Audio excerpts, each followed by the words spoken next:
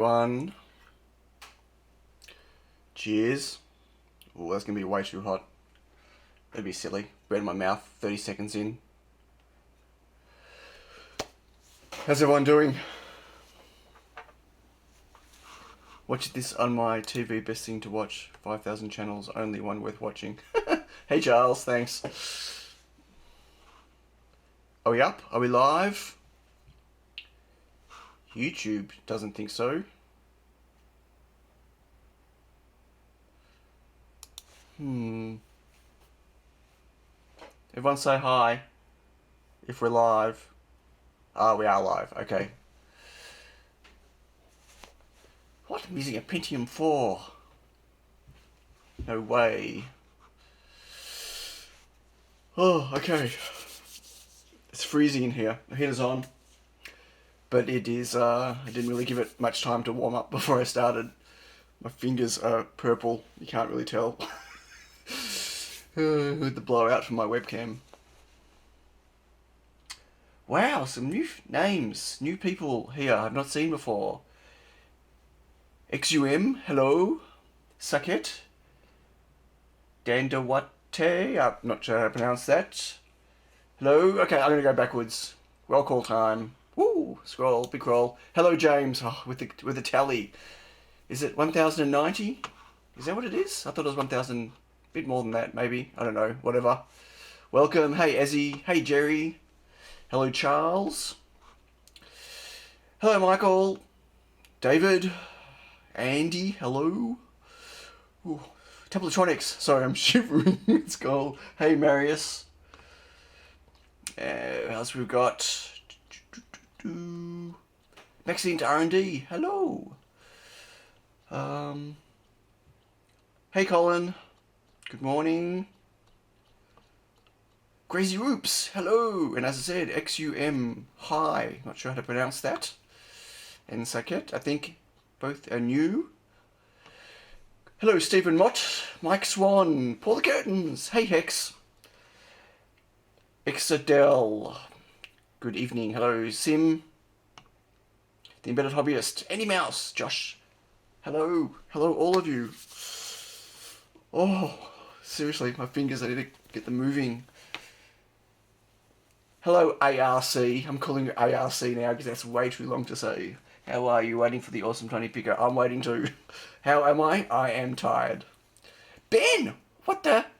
20 past 6. Why are you awake? Hey, Daniel. Good morning. Hey, Yuri. Oh, so I'm just rubbing my hands on my jeans to warm them up. There's no point holding my drink to warm them up because it's a double insulated glass. So it's got some warmth, maybe. Just don't want to spill anything. Hey, Chris. Hey, Gabriel. Ooh, good turnout so far. Hi, everyone. I'm starting a bit early, as I normally do. Just so I don't sit here staring at the screen doing nothing. Don't you have a hot air? I do have a hot air gun. Can you imagine me trying to warm my hands up with a hot air gun? I have no skin left on my fingers. Hello, CG Aces. I want my high as well. Or you just got your high. Thanks, Hex. Yes, it's been a, it's pretty cool. What am I at now? I don't know. I haven't checked this morning.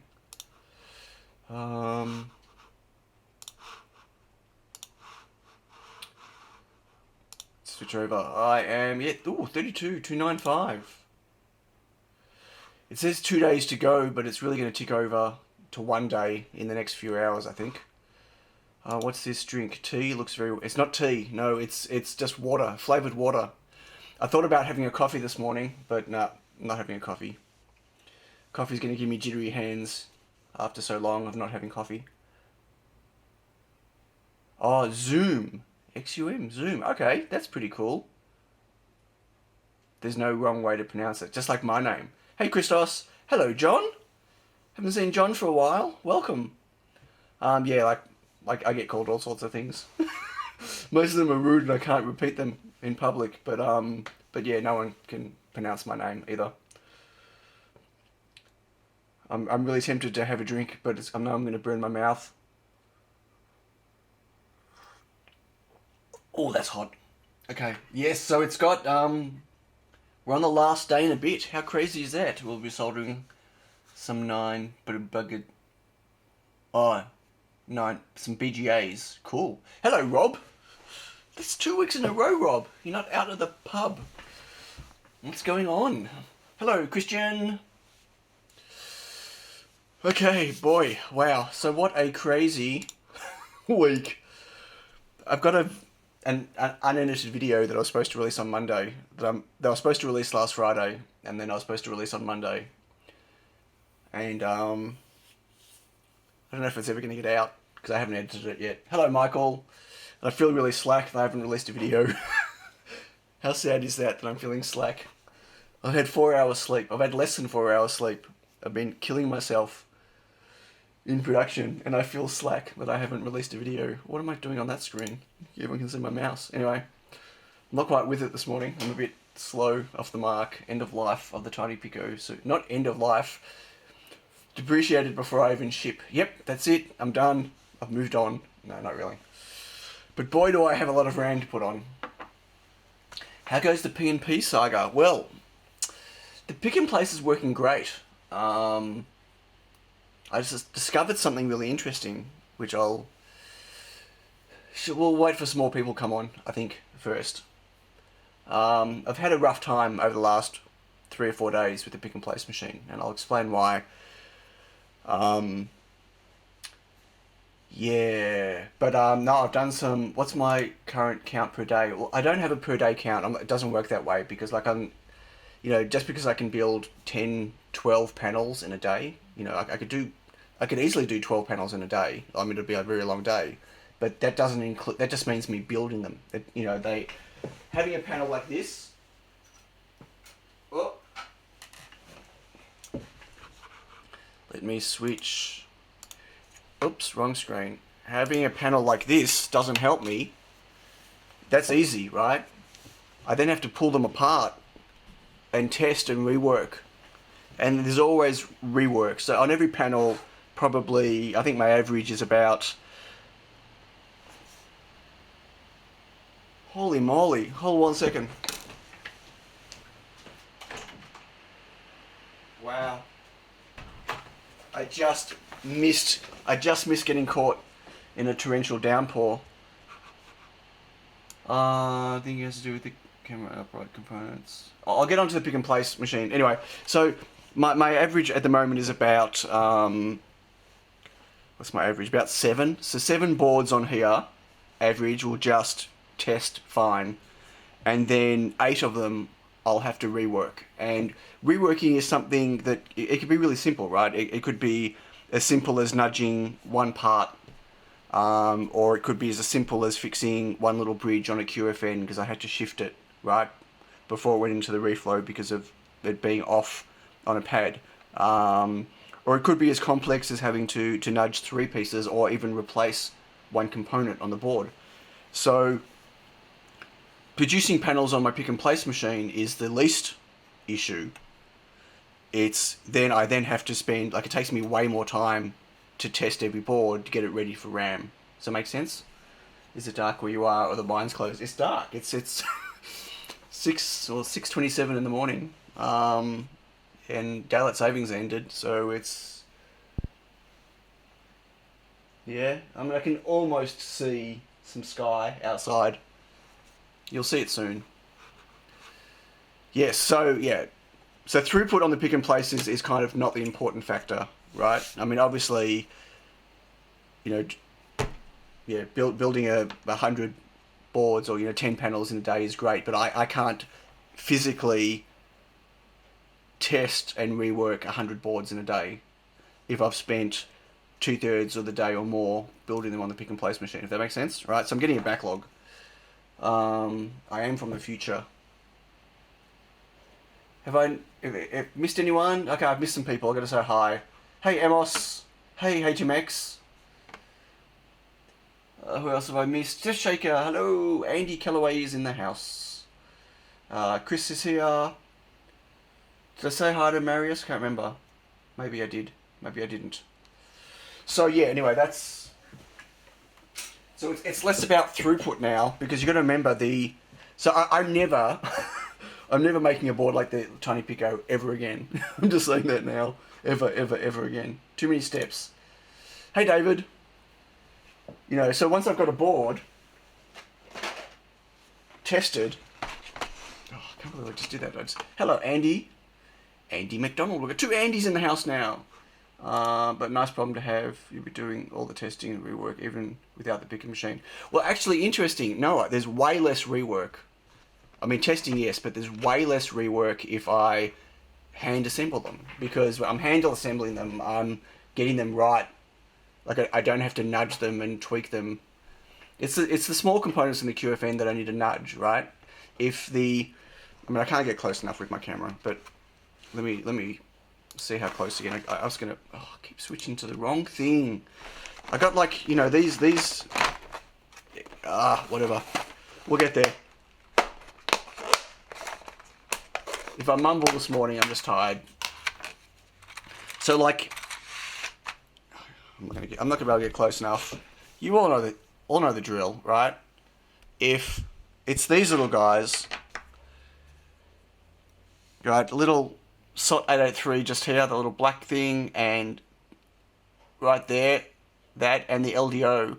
If either one of those is slightly off a pad after reflow, they need to be reworked, right? They need to be put back on. If after the pick and place machine, if they're not exactly on the pads and I have to nudge them, because the pads are so small, I push the paste right off the pads. And so nudging them is going to require me to rework after them. And if I don't nudge them, they're going to require rework after them, right? But if I hand assemble these boards, I can place them exactly on the pads and there's no rework needed. So for every 10, or let's do it panel size, right? For every 15 that I would make by hand, I might only have to rework 2. So there is less work, but obviously I can't build enough by hand. As tuned as I've got the pick and place machine, it's still... I've got parts that are so small that I can't get them perfect on the pick and place machine. They're just too small. I mean, even, you know, that's what $1 million pick and place machines are for. Winter is coming. No, winter is here in Australia. I don't know how cold it is, but yesterday was freezing. Yesterday was like in single digits, which for us is pretty cold. Okay, so have you broken 30? Yes, I've broken. It's 32,295 at the moment on the campaign. So what questions did I miss? I'm sorry. I've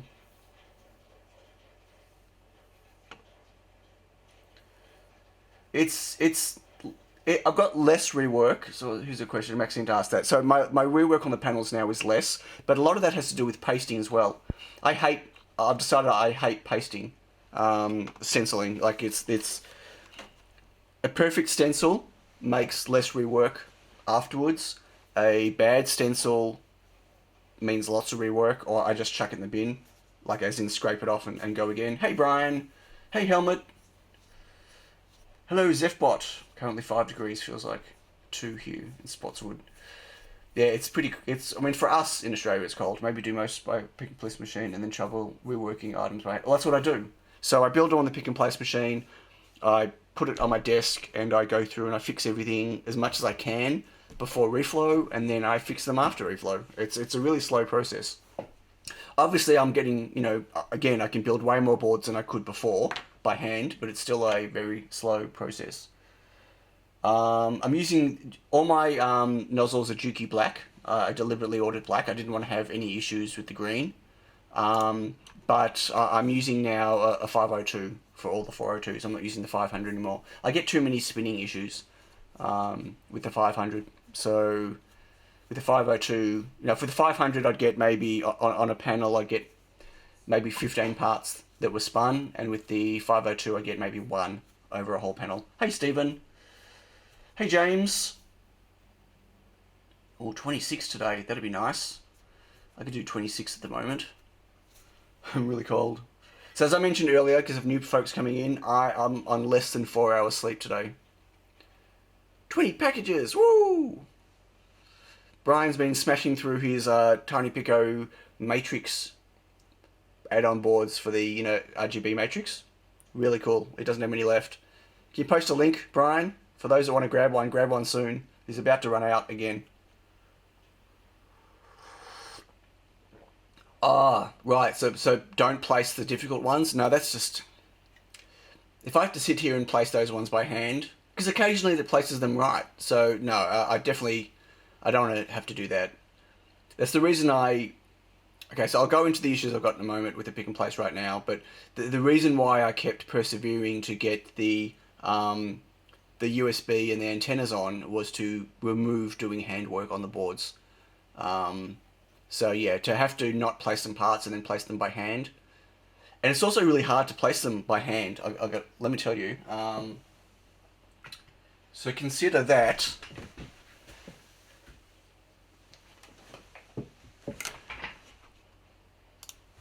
Consider that with this board, right?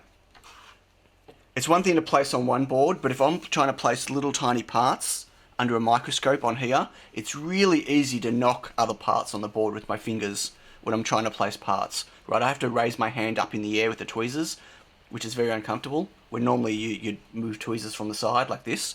It's really easy to see over here with my finger to knock parts. So I definitely would not want to be hand adding parts, little parts to the board when there's other parts with paste on here, if that makes sense. Thanks, Brian, for posting the link. It's a bit early for Christmas tree, isn't it, Sefbot? So, okay, I've got a stack of RAM to do, but I'm going to tell you a story about where I'm at with the pick and place right now. And I don't want to. I didn't want to do this, and I wasn't going to do this, but I'm super frustrated at the moment again with JLC PCB. Wow! Can everyone hear that?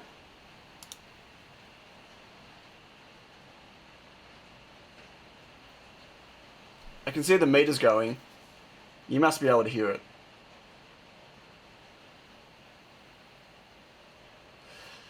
Okay, anyway, so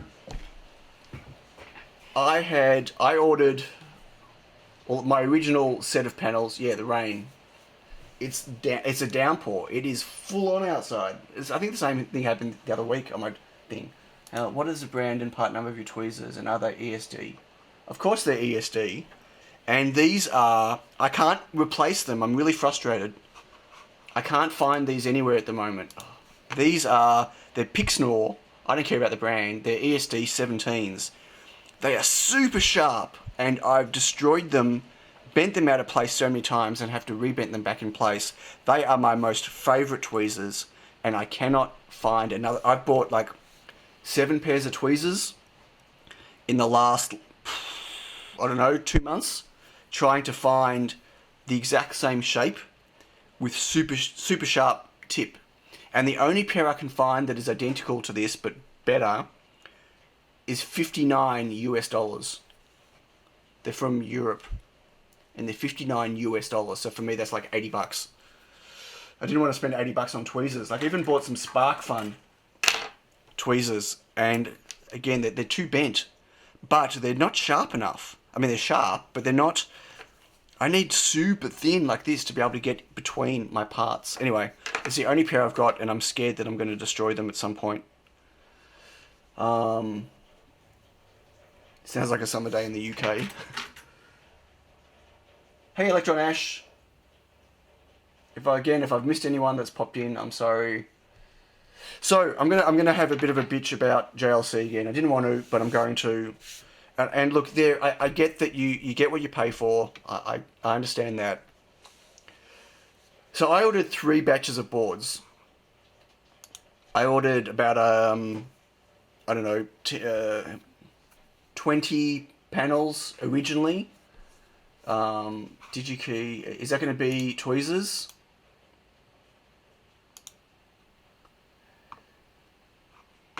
I don't think Julian's here today. Are they tweezers? Are they right? They're not Pixnor. Oh, they're the same, but I don't think they're the same. They're the same curve, but they're not the same nozzle. No, they're not. That's not it. They're fine tip. I need mine are ultra super ultra precision fine. There's different levels of sharpness. Those are way too thick. I've got those. I bought those already.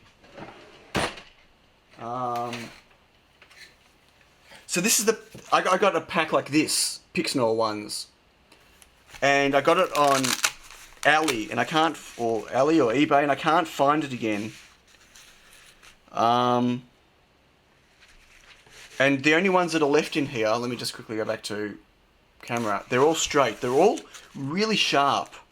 So like if you look at here, they're really excellent. I don't know what pitch they are, but all I've got left is straight ones. I had 2 curved ones, and I already damaged one. And the rest are straight, and I need yeah. But yeah, that's no good. Mike, thank you for that link, but they're no good. They're like really thick tipped. These are, as I said, they're, is that what that is? They're called, like if you look at hang on, tweezers. Let me go back to just here for a second. I'm going to get distracted as I do. You see when they've got tip style? No, not tip style. Tip type. See, they got extra fine, like whatever. They got super fine, ultra fine, very fine. Yeah, all those, the ones you sent were just fine. Yeah, they're not fine. Does that make sense? Yeah. Too much of a curve, mechanical. Let's look at those ones. It's really hard to find. Yeah, way too much curve. Yeah, no. They're like the Spark Fun ones. I can't use those. Like even, I've got another pair of these, but they're more curved than that, and again, I don't like using them. Yeah, I need them much straighter. Hey, Paul. Chipmunks here. Okay, sorry about that. Said as you, except they're not called the same. Yeah, there's different packs, and so I found other packs. Like this, but the problem is, the last time I went, I found another pack like this. It's a different brand. I'm going to buy those because it's the same, and I got them, and they're not as fine as this. I need the super fine ones. Pixno is on Amazon.ca. I bet you it's not on Amazon.au. Anyway. And I found other Pixnor. Like I found up this brand, but they're not the same. So yeah, that's my problem. That's why I bought so many tweezers recently. I'm trying to find. Yeah, I mean these are so sharp. I've stabbed myself with these. I can't tell you how many times, and it goes like a millimeter or 2 into my skin. That's how sharp they are.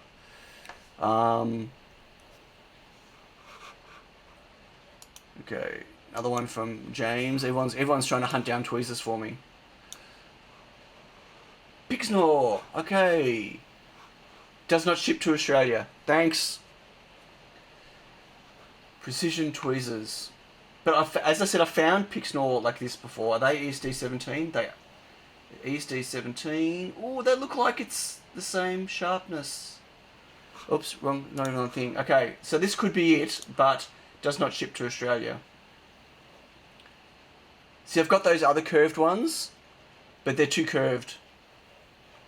What I want is a whole packet of just these ones, if I could get them.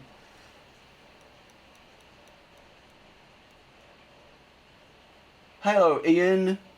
I have a pack of dangerously pointy ones with you. You'd like me to have a look, and we can have it. Dangerously pointy ones.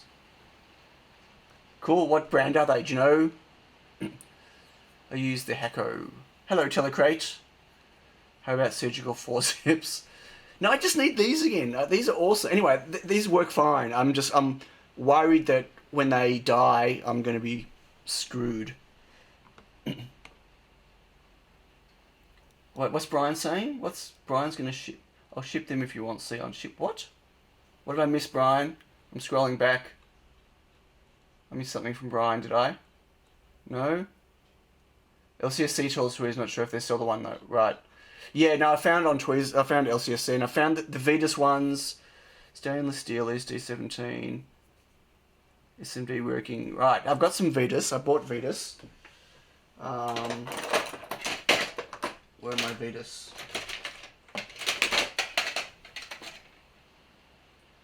Right, so I got camera, so I've got some Vitas, ESD12, and I've got, where's my other one? I've got a curved one, but they're thicker. They're not the same. They're not as thin. Maybe you can see. How close can I get? And I bent them anyway. But they're not as... This looks like they're not thin, but that's because they're bent now. So it's not that way that's the problem. It's this way. I can't hold them. It's how thick they are. Yeah, that's not really working. I can't explain it. It doesn't look like it, but under the microscope, they're like twice as thick at the tip, sideways. So it's very hard. Like if I'm trying to get around an 0402 part with an 0402 next to them, like I end up knocking the parts on either side, if that makes sense. Anyway, it's all good. But see, like I bent them. Anyway, whatever.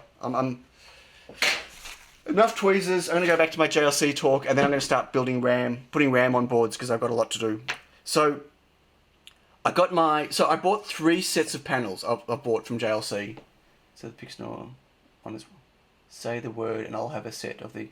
Thanks, James. I appreciate it. I'll hit you up off chat later.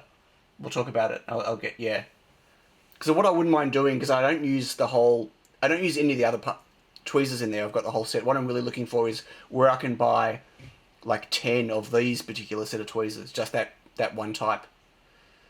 Yeah, I bought Vitas. As I said, I've got lots of different types of Vitas. So I'm just gonna.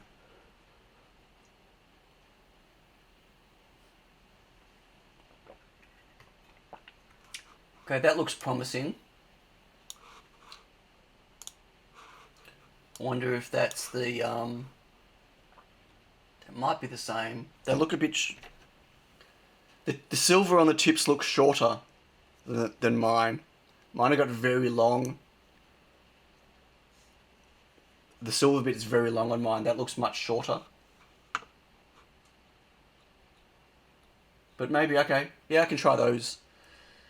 Didn't he win Wimbledon? Okay. Enough tweezers. Let's move on. Thank you all for your help. I appreciate it. Let's move on from tweezers now. I'm gonna for the 4th time, I'm gonna start my conversation. My fault. Distracted. So I've ordered 3 sets of panels from the same Gerbers. Okay. So my first panel, I bought like 20 panels, thinking I was only going to do like 250 boards on the campaign, right? And so I ran out of those, and so I ordered, I think like a few days into the campaign, I ordered 50 panels using the same Gerbers, but I uploaded them again. I couldn't do a reorder because when you do a reorder on JLC PCB, it reorders the whole order, and I didn't want a new stencil, and I didn't want blah, blah, blah, and other stuff. I just wanted 50 boards. So I grabbed the same Gerbers, and I uploaded them, and I got 50 panels made. So that's 750 boards.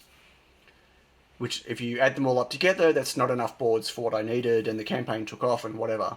So I started working on those, and about a week later, I thought I better order some more boards, because they're 4 layers, they take 5 days to make, and then they take 3 days to ship, and I better stock up, right?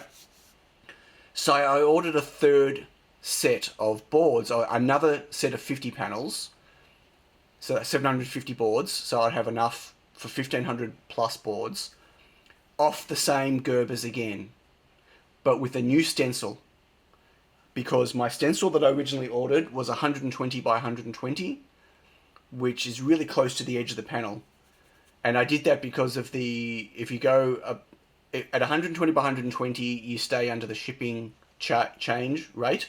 And as soon as you go bigger than 120 by 120, your shipping price jumps up like $30 US. Like, it's significant. Because they treat it as a kilogram in weight, even though it's not. And apparently they're changing that to 150, but whatever. They haven't done that yet. So on this 3rd one, I ordered a new stencil at 180, 150 or 180?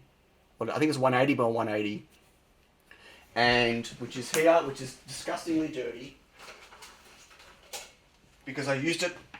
No, 150 by 150 because I used it once and I haven't used it again. Oh boy, I'm having problems switching. I haven't even taken the paste off it. I've abandoned it. I built a brand new stencil holder with a funky design on the bottom to hold my panels, right? And there's the stencil there.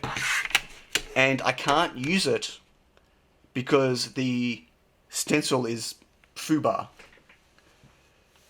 So let's start with the stencil. Why is the stencil foobar? Well, what they did was, and I've got an open dispute with them, but I haven't had time to follow it through. They made the pads for the LDO, which you can't really even see here. This little guy here, just there. And the pads for the USB, the holes, massive. There is just so much paste comes through. Like, I know it doesn't look massive, but it's huge. Like, it's unusable. Like, the USBs were just completely, like, one huge bridge. How often can a stencil be used? Hello, Jonas. Well, as often as you need, just got to keep cleaning it in between each run. And a stainless steel stencil, probably, I don't know, depending on how well you treat it, maybe 1,000 boards, maybe 500 boards, I don't know. My Gerbers were identical. Identical Gerbers. So you've got to remember, JLC PCB, just like a lot of other manufacturers, don't use your cream layer, the one that you provide for their stencil. They generally make their own stencil off their recommended guidelines for all the footprints you're using. So they did this, right? And they're massive. It's unusable. And I didn't, like, I stenciled 2 boards with this first before I realized, like, when I reflowed them, they were screwed and I couldn't work out why. And I went back and I measured because they were from the same Gerbers. Anyway, that was unusable, right? But, ready for this? And this is what's pissed me off.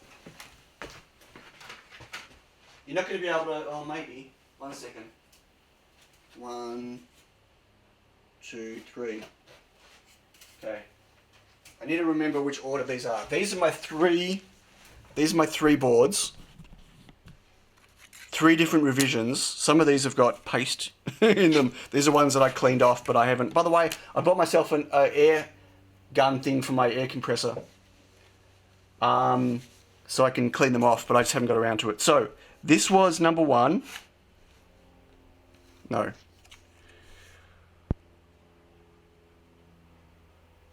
This was my first one I got made. So off the same Gerbers. That was my first order. That was my second order. And this is my third order. I'll turn the right way around. I don't know if I can fit them all in view. Okay. Off exactly the same Gerbers, right? So, these ones, perfect. No problem. The solder mask on them was precision.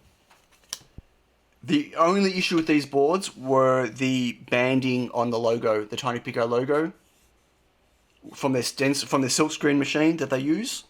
Other than that, the boards were fantastic, right? This one, identical quality everywhere. Better silkscreen on the bottom. You can see some of the vires that come through the silkscreen, but anyway, these boards turned up bowed. They were sitting in the box.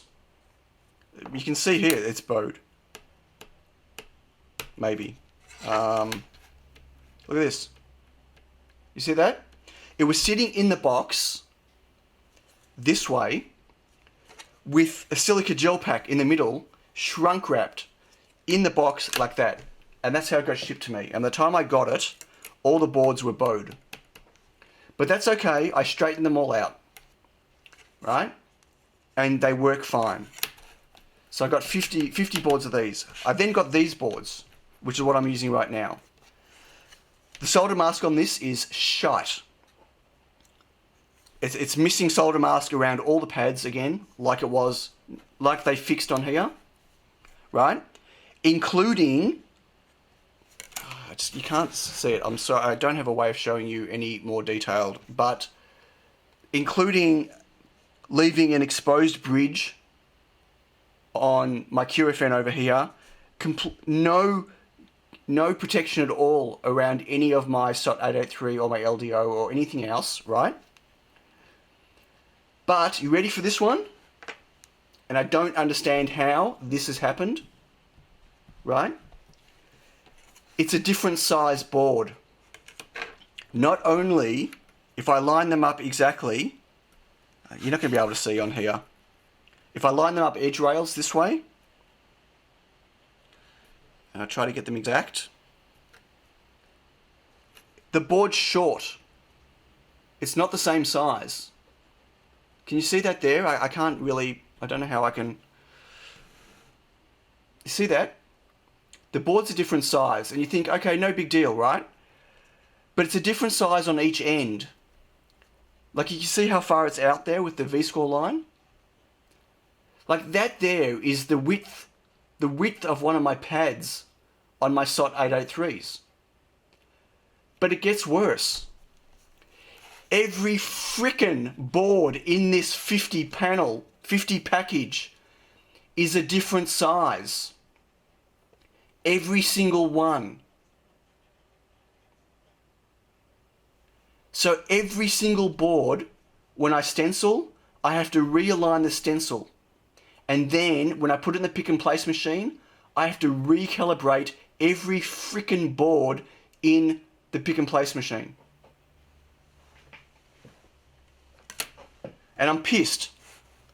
Because it slowed me right down. So with this one here, every board, this is the 50, every board was exactly the same. Every board stenciled perfectly. And I'd finally got my precision working on my pick and place machine to build bigs and smalls perfectly, reliably, every single time, right? When I put this first board in, nothing on the pick and place lined up, nothing on the stencil lined up. It's taken me till yesterday and about 15 boards to get my smalls lined up, but I have to recalibrate every single board every time I put in the pick and place machine. I still can't get the bigs working. I can't get the USBs to fit in their slots anymore. I build with it still, but I have to hand fix every USB. My QFNs are just completely out again, and half of the antennas just bounce out of the spot. Like, it's really... And there's nothing I can do because I can't get replacement boards in time. If I get replacement boards done, like, you got to remember, I only started using these boards on the weekend, or Friday, last Friday. So it's too late by then. Hey Ed, if I missed anyone. Hey Neffers. So is it my fault for not opening them and checking them when I got them? Because they've been sitting here for 2 weeks. Well, sure, that's on me. I should have absolutely checked them when I got them. But they were from the same Gerbers, and it was my third batch, and my first 2 batches were perfect. I don't use fiducials. Well, so the pick and place, there is fiducials, but it doesn't use those because they're underneath the holders. It uses parts on the board for fiducials. So I should have checked them, but I didn't. But I don't know if I would have spotted that. Anyway, it's too late for me to get them replaced now for production. I'm having to deal with it. So my frustration levels have gone through the roof because it's completely slowed me down. I'm doing maybe 4 panels a day now on these ones, and the rework on them is massive. I'm currently averaging about 3 working boards, and the rest of them need to be reworked because of this.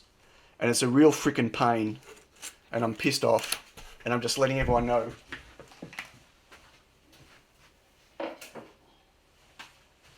I was going to put these away so I don't mix them up.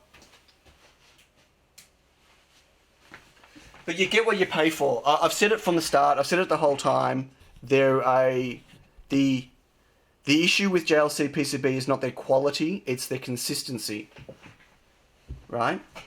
And the consistency on these have been absolutely terrible.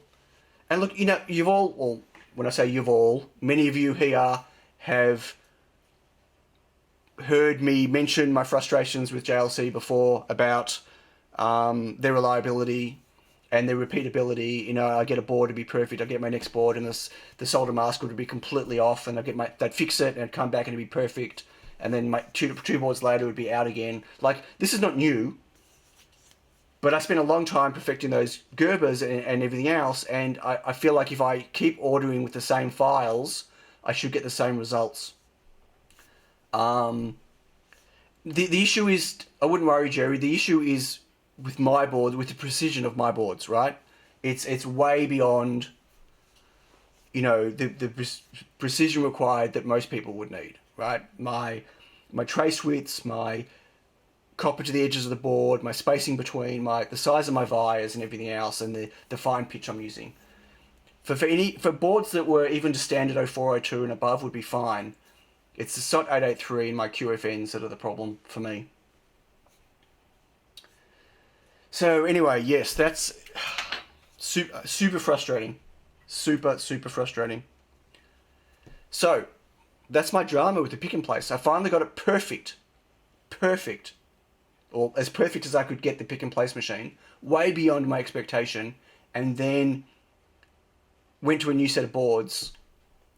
Figured I might have to recalibrate for the set. But every board is different.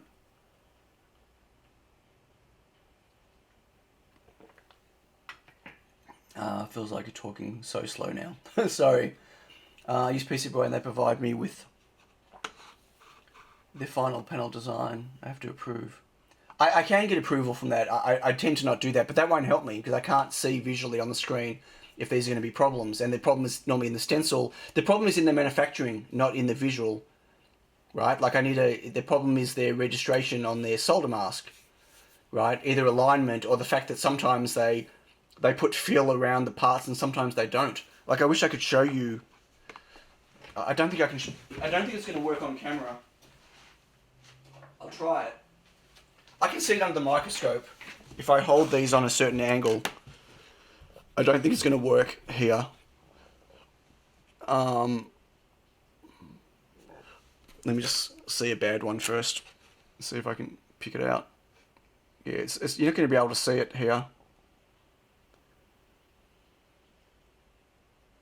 No. So under the microscope, I can see on a certain angle, you can see where there's no solder mask, right? And like there is literally no solder mask around any of the pads on the QFNs, anywhere, on any of them. There's no solder mask at all around the LDO. There's no solder mask around the SOT 883s. There's no solder mask between the freaking antenna matching network parts. So what I'm getting is just blobs of solder between the two, and because it's blobs of solder, it's changing the characteristics of which means I have to go and hand fix those all the time, right? So don't get me wrong, the boards everyone's going to be shipped are perfect boards. Perfect boards, right? Oh, another weird thing is some of the holes they've drilled are too big. So you see this here? This is a new board. You see the vires there? I've got flux seeping through.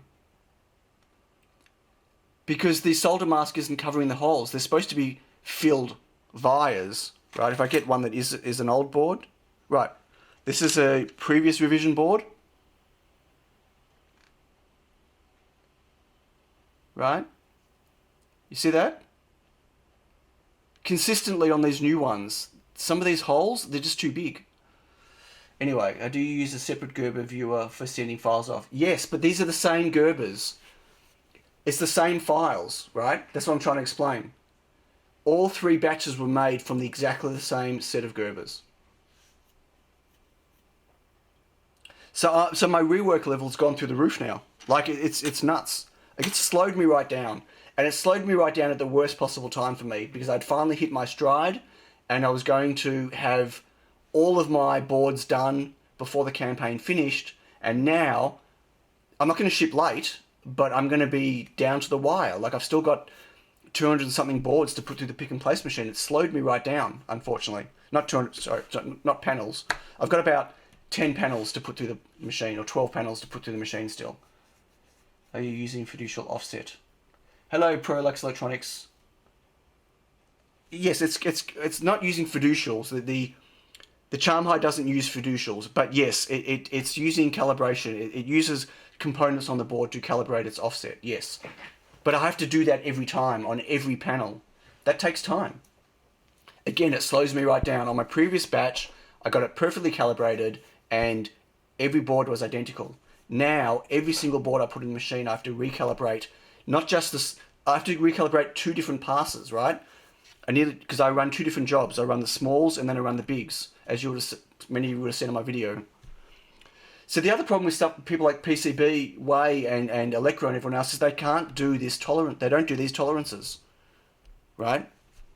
PCB Way cannot make these boards for me. Right? Electro also, I don't believe, will be able to make these boards for me. Like, I don't have a lot of choices for, like, the people that I need to go to make these boards are going to cost me 5 times the price that JLC PCB cost me. Just to make their boards in-house. No, they make them in-house. And have you not seen Scotty's tour of JLC PCB? JLC PCB are a huge PCB manufacturer. They're just too big. They've got too many people, too many engineers. Like, every time my boards get done, it goes to a different engineer, and every engineer, they do something slightly different, and then the people on the line are doing things slightly different. What about the short? So it's not a short on the Pico D4. Like, the pins are supposed to be bridged, but they're supposed to be solder masked between the 2 pads. I don't know if you can see it. So right here, I can't get... I'll get it closer. Sorry, I didn't want to do this. I didn't want to... I need to build RAM. I really do. I'll see if I can focus. Come on. Right. So just here. Where's my tweezers? There. You see that? There's supposed to be solder mask between those 2 pins, and there's not. So that's now... They're supposed to be bridged. There is a trace between those 2. And you notice I moved the trace away from the edge, right? So it's towards the center. But on many of my boards, there's just a whole blob of solder paste there. And cleaning that away is really hard, right? I could leave it because it doesn't. It's supposed to be bridged, but it just looks bad. Yes, engineers, Pierre, hello. Engineers processing them differently, even though they've got a company-wide standard, is the first problem. That's what affected my stencil. But on the production line, like, I don't understand. They got... I don't know if you can't even see the... I wish you could see the no solder mask. I'm trying to get the angle right where you could possibly see.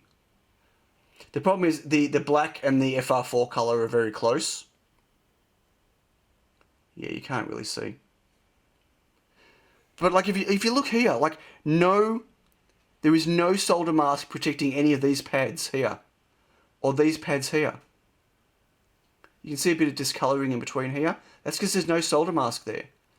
Like that is just like if they can't do it, that's fine. But they did it reliably on these boards, on 2 batches. It's as bad as, at least on here the registration is almost okay, right? Like you can see the registration is off. You can see there's like wispy bits here. You see that square pad here. You see there's a bit sticking out the side. A lot of them have bits sticking out the side because it's not exactly around the pads where it's supposed to be. But at least it's fairly straight on. Like you see that hole there? There's a hole in that via. Like there shouldn't be any holes in these vias. And it's not consistent. Because look, there's no hole on that one. But there's a hole on this one. Like it's just really... You see here? Different random holes. It's just inconsistent. Where this one... They're not holes, but these ones here...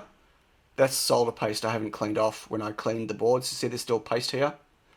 So if I paste a board and I don't like the quality, I wipe it off and then I'll clean it down later. But look at the solder mask around here. Like it's perfect. See here? There's no bridge there. You see that line? There's solder mask between the pads. See here? There's solder mask between the pads. Like if they can do it reliably on 2 batches, why can't they do it on the 3rd? Anyway, I need to stop ranting. It's not the first time, and it's not the last time, and I'm stuck. When I'm saying I'm stuck using them because no one else can do these tolerances that I need. Anyway, at least for my TinyPICOs. Hello, Ed. Thank you. YouTube gave me free money. Wow, how'd that work? I'm sure I missed... field wires aren't guaranteed, but these are the smallest drill holes they can do, right? Like, if all my previous boards had... Oh, did I put it on the wrong... Hang on, I put it on the wrong pile. 1 second. I'm going to be very careful. Hey, David. Oh, you just missed my JLC rant. Rookie level quality control. It is rookie level quality control. That's what I feel like. Their quality control are really bad. James, I can't laser cut stencils to this level, no. Definitely not on the 80 watt. On the 40 watt K40, some of it I could, but I definitely can't do the SOT 883s. Oh, you did hear it? Okay, good. I'm glad you heard it. But you got to remember though, like I'm not trying to make excuses for them, but this is my 95% of the people that use their services won't ever see this. Okay, like I'm working to the maximum tolerance that they can produce. Hey Julian, what are they're not filled, they're just covered with solder mask. They're small enough that the solder mask should cover them, right? Should cover the holes. Obviously the annulars on them are, I'm using my hands but you can't see. The annulars are covered by solder mask. I'm talking about the actual holes. Like the solder mask should plug them. And they do reliably on all my... Okay, I'm pretty sure a moderator's going to jump in a second. Hole tolerance is 0.08 millimeters. There we go. Thanks, Azzy. They're tinted, yes, but they're in this case they're tinted by a solder mask, right? I'm not sure if the drill holes this size are still classed as tinted, John, because it's just a natural occurrence that the solder mask covers them. Solder mask is too thick to fill the smaller holes. Hello, James. Hi to anyone I haven't said hi to, by the way. No, well, in this case, you know what? Their solder mask is actually quite thin because I occasionally get areas... Oh, that's another thing I get on the board. There are boards that have sections that have got no solder mask at all, that like exposing wires and stuff. I need to... Like, I don't use those boards. I've had to... Like, I've got a box of about 15 boards that I refuse to use because when I look at the...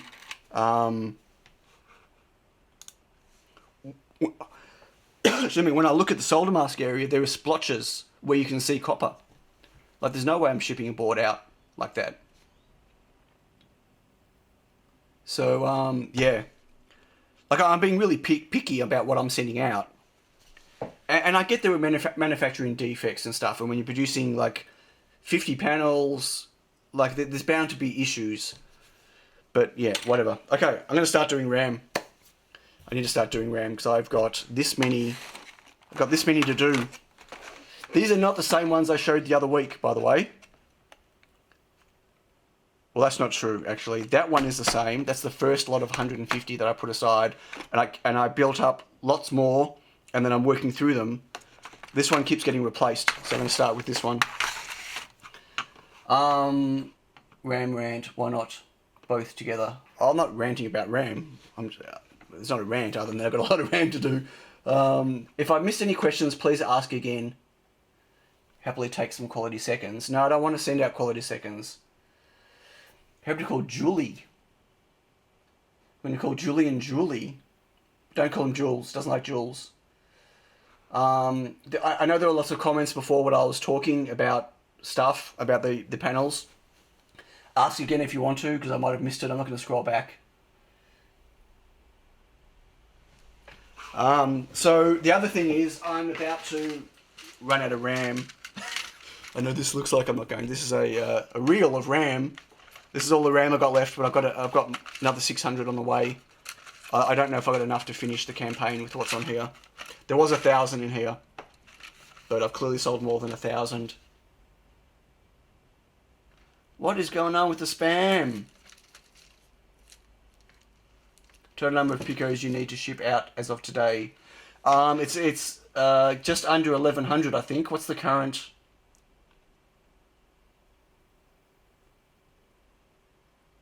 Wow. I'm being spammed. Boyfriend pliers have small defects. It's not right, but I'm still not going to ship them out. Okay, I'll tell you the level I'm going to. When you have big boy numbers, you get the spammers. I don't think this is big boy numbers, to be honest with you, Brian. But thank you. I'm trying to just. Ooh, it's gone up again. Okay, someone needs to do another count. Is James here? Last count was 1087. No, you got to count again. I've just sold more. Ooh, 121 peak concurrent. There we go. Anyway, I need to cut some of this off. So I cut it off in strips as I need it. So I'm just going to cut some off now, a bit at a time. Very hard to use on the reel when you're doing it by hand. So I'm just going to cut off some strips. What was I saying? Yes, I've got... so my current tally is... I worked out the numbers last night. I've packed about 580 TinyPICOs. I've got about... Well, not about. I've got exactly...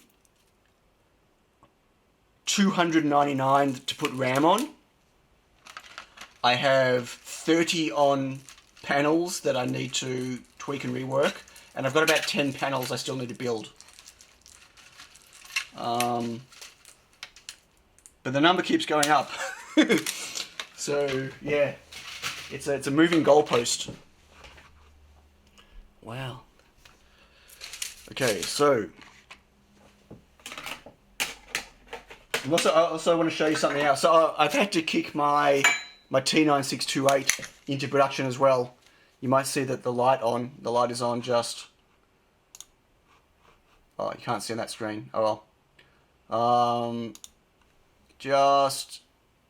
Oh, my camera's in the way. No, there. You see the little light? That's my T9628. Oh, what happened to the messages? Can't count today on mobile. No worries. Spam, badge of honor. Consequences about... Yeah, it could be. It could be JLC, PCB jumping in. It's 1,093, right. So I'm going to get to 1,100 boards. So other than this new panel issue, I finally... Yeah, I tuned the pick and place. It's running well. I mean, it's got issues, you know, and it's the same type of issues that people have been complaining about. You know, I get... Hey, Alan, I get tape issues sometimes where... It's not pulling the tape properly, or the tape will snap, or it's just not pulling the part properly. There's all various different issues that happen with the pull pin with stuff like this. And it's got to do with the glue that holding the cover tape down. Sometimes the glue, it gets stuck and you can't pull the cover tape off, or sometimes it pulls too much of it off and it lets too much of the part come through. But the same type of things you get on most machines. But overall, yeah, it's working great. Oh, and the other thing is I'm now running it at 90%. Thanks, David. Well, I'm running at 90% speed for the smalls, but for the large stuff, I'm still back at 70% on speed because it can't do the antenna and the USB and stuff even close to 90%. Hello, Ian. Welcome. Your T96 have been upgraded or stock? Oh, fully upgraded. I modded it the second I got it. I did all the mods. I replaced the fan on top, so it's quiet. I've done the cold conversation mod. I obviously flashed the new firmware. I did the wiring, got rid of all the masking tape and stuff. I still prefer my reflow master and my toaster oven, to be honest with you. I get nervous. I'm only doing RAM in the 962A. But I've got a lot of RAM to do. Remember, once you got the PMP, everything would be breeze. Setup wouldn't take long at all. Right. Are you referring to me? Well, I did. I reckon I am getting results out of this machine that far exceed what anyone thought I was going to get out of it. Personally, like I'm doing SOT 883 on this machine. That's That's smaller. That's more precision than 0402. That's almost at 0201 level. Like the two little pads on the top of the SOT 883 is smaller than 0201 precision. And I'm getting that on my pick and place machine. So I can't complain about what I'm getting out of it. It's way beyond my expectations. And it was a lot of work to do that. Oh, that's what I wanted. Oh, I'm not going to get any RAM done. I've got some stuff to tell you. I got more stuff to tell you. Oh, you guys are going to love this one. So let's talk about the wobble. We're going to talk about the wobble. I got some pushback from my last video because it's like people thought I was doxing the people that commented about the wobble, like I was dismissing them. There's wobble on the machine, right? Yes. And I was not trying to make excuses about why I didn't reinforce the machine and why I wasn't, the whole, I don't think it was wobble, I don't think it was wobble. Like, that wasn't me trying to cover my ass. Like, I know for a fact it's not wobble that's causing the problem, right? But anyway, so on that video, like, I commented a few times and people were asking me, like, are you trying to, shove it to the people who said it was whatever? But when I moved it to 90%, the wobble came back, right? And, like, I'm running it at 90%. Like, the more wobble came back. The faster you run it, the more wobble there is, right? And so, hey, Gary. And so I lost my train of thought. Right. So it's got stacks of wobble now, but I've got the precision on the smalls to be perfect again. I mean, it took me 4 days with these new panels to do it again, but I did it. I've worked out what the wobble is. So when I sped it up and more wobble came in, I thought, wow, like, some people commented that I should have put rubber against the wall because all I'm doing is moving the wobble vibration to the wall and this and that, whatever. I realized that so I've got my coffee table and then I've got a wooden cover and then I've got the pick and place machine, right? So I realized that at the front of the machine, at the front of the table, my wooden cover wasn't attached to it was only attached to the back, not the front. So I could lift it slightly. So I thought, okay, maybe there's definitely some vertical wobble. So I screwed it down so it can't move, right? So I've got bolts everywhere holding my board to my table to remove the wobble. And guess what? It didn't remove the wobble. And so I finally worked out what the wobble is. You're going to love this. The pick and place has got rubber feet.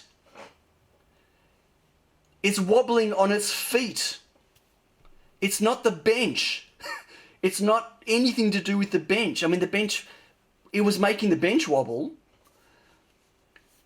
The pick and place has got rubber feet, and the movement the pick and place is doing and vibrating when it's moving really fast it's moving on its rubber feet.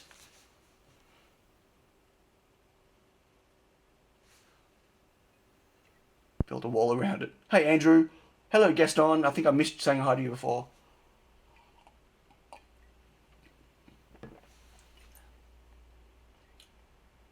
No, it wasn't an earthquake. So all I can do is pull the machine apart and take the rubber feet off. Anyway, it's the rubber feet. It's wobbling because of the feet.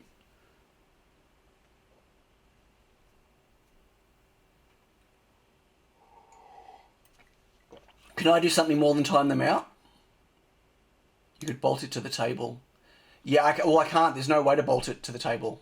I looked at that already.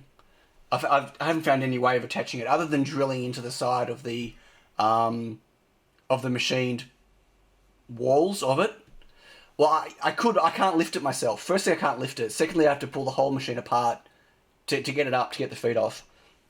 I can't do that now. I need to get the boards finished. I can't lose 2 or 3 days trying to fix this right now. But I know that the wobble is not affecting the placement. Right? It wasn't the wobble, it was my vacuum and it was my nozzle that made the difference for me. It wasn't the wobble. But now I know why it's wobbling, why I can't eliminate 100%. Like, I eliminated a lot of it. I mean, obviously the wobble was carrying into the bench. But if I run the machine at 50%, and run it at 90%, I get exactly the same results with precision. So it can't be the wobble.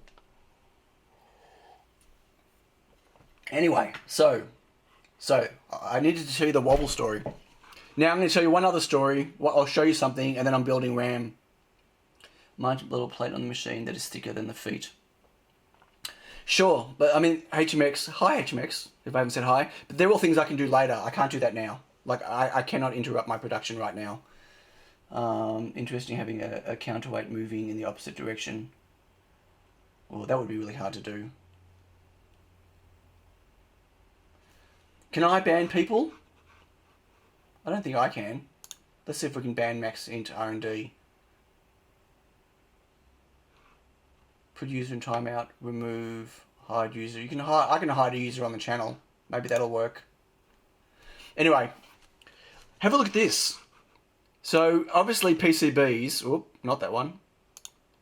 Obviously PCBs are not designed to be reflowed many times. Because look at this. So these are the ones I've been reflowing RAM on stacks. This one I use all the time, like, and for my other things. Look at the different colouring, the discolouring. They started this colour. This has been reflowed, I can't tell you how many times. Look at that, it's just eventually just, it's the solder mask that, I'll move it over here, the solder mask that just gets destroyed. Because if you look at where there's no solder mask, like the antenna, the FR4 is the same. So not the solder mask, the copper. The copper under the solder mask is just changing colour. Yeah, it's pretty bizarre, I haven't seen that before.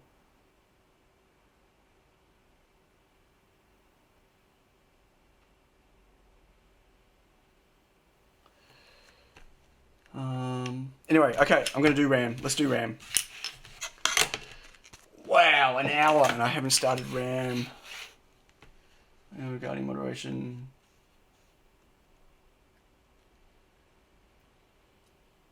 You get that, Ian, you get it on red, like, but after how many reflows? I'm getting this because I've reflowed this particular board. Like, I put stuff on it and put in the oven. I reflowed this board 80 times now, maybe, or more. Like, I don't see it just for a normal reflow. You don't see it for a normal reflow, do you? Hey, the only alien. Well, I got a few of these, so I can replace them if they start to bubble. That's not a problem. But I can't focus at all. Okay, so let's start doing this. I don't know how I'm going to focus and what I'm going to show you and how it's going to work, but I'm going to do it.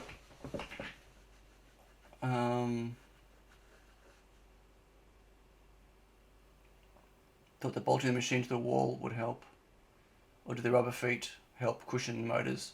Right, I think the rubber feet are there to help cushion it.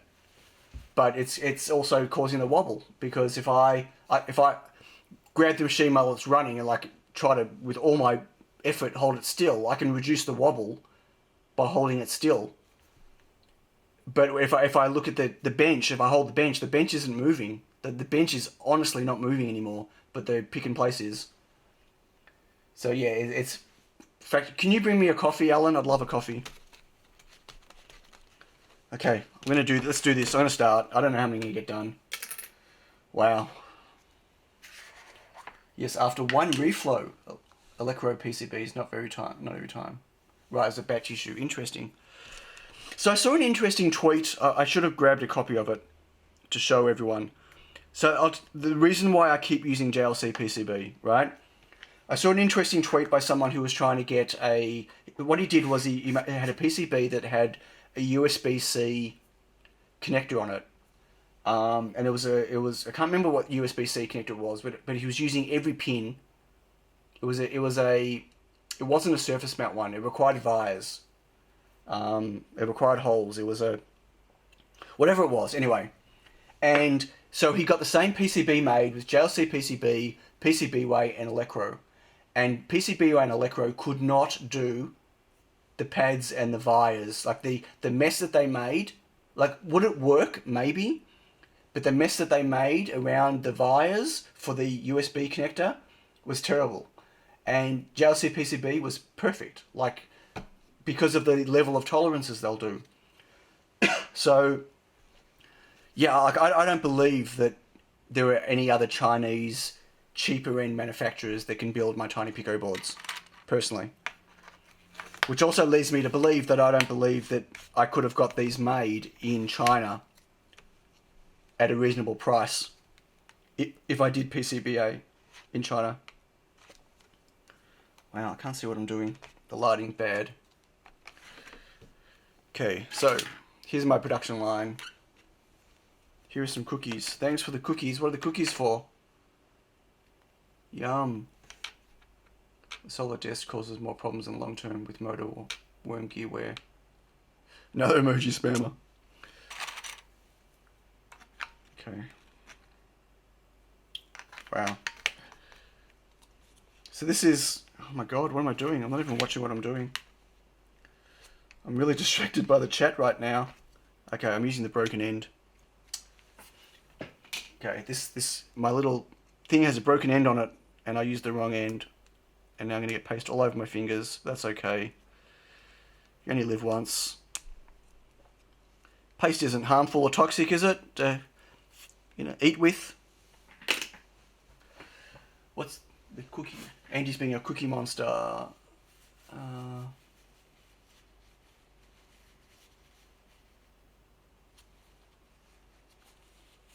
Waffles with Julian, cookies with Sion. Okay. Oh, that's better. Wonder why it wasn't working. Don't block Andy. We know that Andy's got a few problems, but don't block him. No crow yet. The sun's coming up. Can everyone see outside? The sun's coming up. Look at this. Oh, almost see the sun. Hey, full here, watch here. Please go away. Stop ruining my stream. It's not funny. Hey, next time he appears, or she, whatever it is, please don't block. Let it come through so I can... Because once you've blocked it, I can't do anything to them. So let the moderators, please let it come through and see if I can hide them. Son, what is that? Well, I don't know. I don't spend a lot of time outside. Yaz called my office a dungeon the other day. She goes, are you going back to the dungeon? And I said to her, oh, please don't call it a dungeon. Like, I spend a lot of time in here. Poultry paste only harmful if you eat it whole, tube. Really? What about if I put it on sushi, like wasabi? If I eat it like wasabi, is that going to be a problem? I'm sure I've digested solar paste. Is there ever sun in the UK? So this is like pretty boring. This is I wish I had a way of soldering of solder pasting more than one at a time. No, don't hide them yet. Let it come through. I want to see if I can... Oh, are you hiding them from the channel? Is that what you're doing?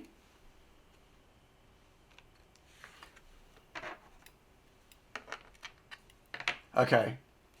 So you're not timing them out? You're actually hiding them? Am I talking loud? I feel like I'm screaming.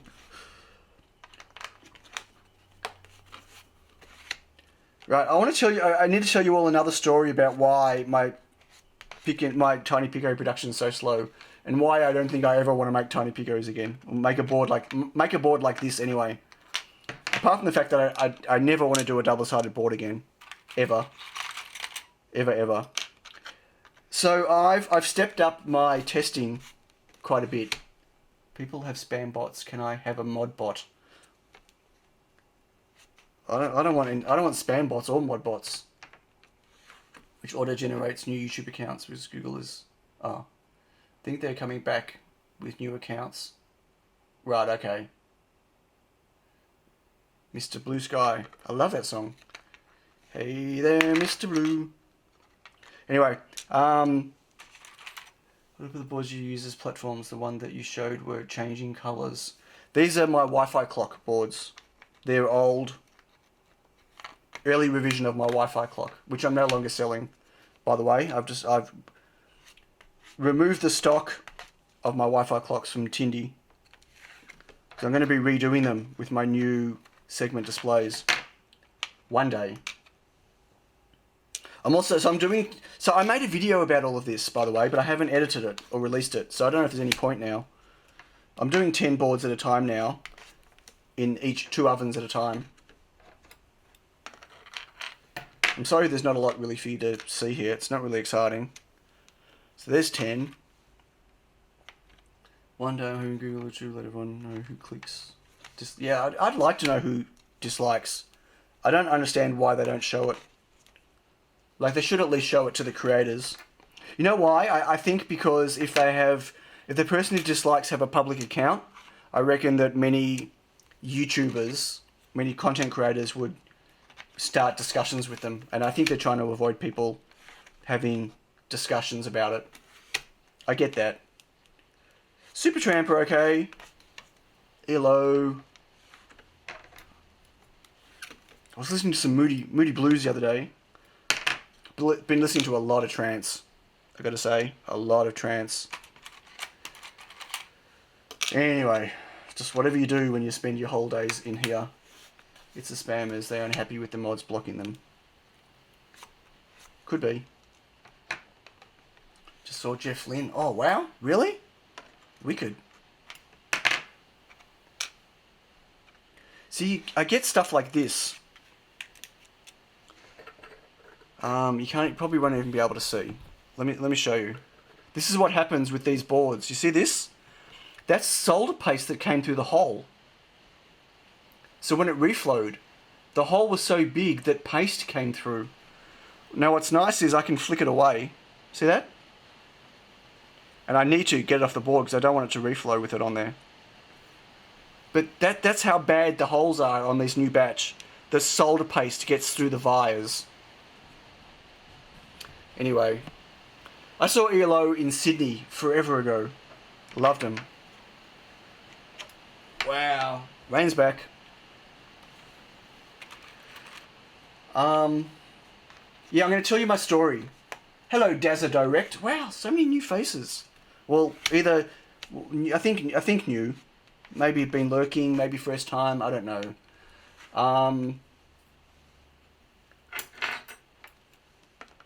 So the way my testing works. Okay, I refuse. I mean, it's going to happen. I know it's going to happen. But I'm doing everything I possibly can to make sure that no one gets a faulty or a bad quality board. Which is pretty hard work when you're talking at, building over 1,000 boards. But I have lifted my testing. Just get down the highway, no rain. Really? Oh, it's pissing down outside. And I got drenched yesterday picking the kids up from school. Anyway, so I've lifted my testing game. So what I do now, and this is crazy. So I build the board like this, right? I test it, rework it, get it all perfectly fine. Then I put RAM on it. Yep. And then I reflow it. And then I do a complete retest again. And I showed this last week, and I think it was Peter was on here, asked why my RAM test was so long. Because I retest the whole entire board again. Because I need to make sure that not only does the RAM work, but that nothing shifted when I reflowed it, right? So Michael was asking me on a comment on my last, I think it was the stream, whenever it was, about reflowing the board again in the oven, upside down. Okay, wait, no one do anything, no one do anything. Click here, go away, will you?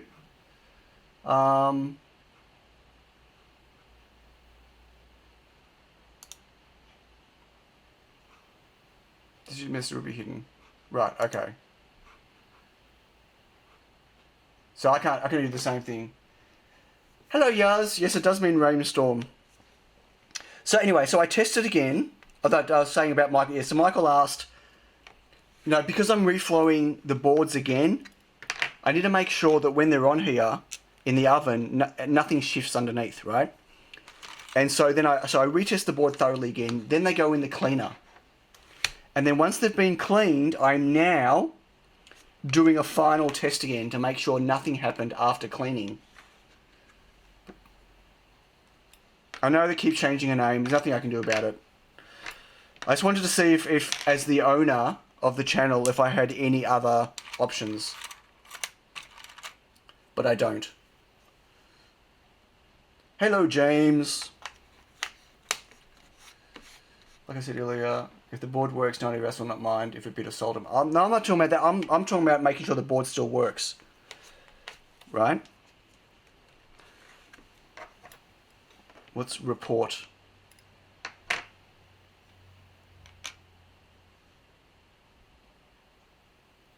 Well, the board is the whole thing is my product. That's the point.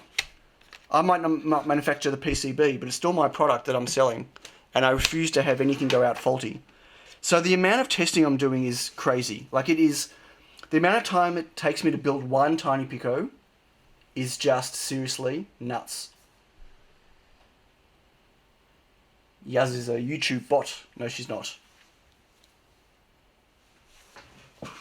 Okay, so now I'm going to do RAM. I'm definitely going in slow motion at the moment, but that's okay. Some RAM is better than no RAM. Got some leftover dregs here. So, yes. So I'm doing 3 rounds of testing on every board. So I'll let you know what my stats are, my failure rate stats. And I'm glad to say they're industry standard. I would have preferred better than industry standard, but... So industry standard is about 5% failure. And when I say failure... that means, so off a panel, so of all the panels I've built so far, about 5% of the TinyPICOs I'm not going to use. They won't ship. Hello, James. What can I do with a TinyPICO? Can everyone answer James's question? Or Apple standard? No. Industry standard for PCBA is about a 5% failure rate. Hang on, I need to count.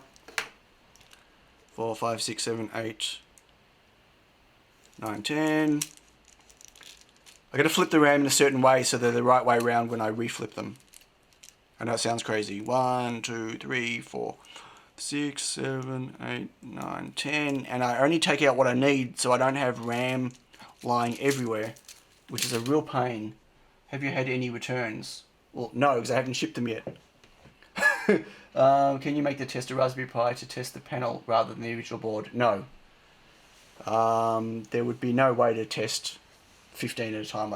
It would take me a month to build a tester like that. I make tests between... Right, I'm making tests along the way to make sure that I find an issue early that I either fix or I abandon the board early if it can't be fixed. So when I say 5% failure rate, that doesn't mean 5% of the boards I might get put in the bin. 5% of the boards, that includes boards that I can absolutely fix, but it's too much work to fix them right now. I might go back to them. I've got a box that's called Get To Later. There's about 20 TinyPICOs in there, and they can absolutely be revived, right? Most of them require me to pull off a QFN and fix some pads and put the QFN back on. But right now, that's too much work for rework for me, right? So that's my 5%. That's from panel to this stage. My failure rate on RAM, like once I put the RAM on and retest it, is about 1 in 100. There'll be an issue on the board, and it's normally not to do with the RAM, it's normally to do with something shifted in the reflow. Like it's normally one of the SOT 883s, and I might have to retweak the SOT 883. I've not lost a board yet from the RAM process, but sometimes there's a little bit of rework. And then after cleaning, my rate is I lose about one or two boards every 300. When I say lose, they can be fixed, but I wouldn't ship them. Right? Like I need to fix it. It could be that, again, a SOT 883 or something, or yeah. So like my percentages are really good. Like I'm really happy with my my yield. But it's taking me a long time to build every TinyPICO because it's a solution looking for a problem.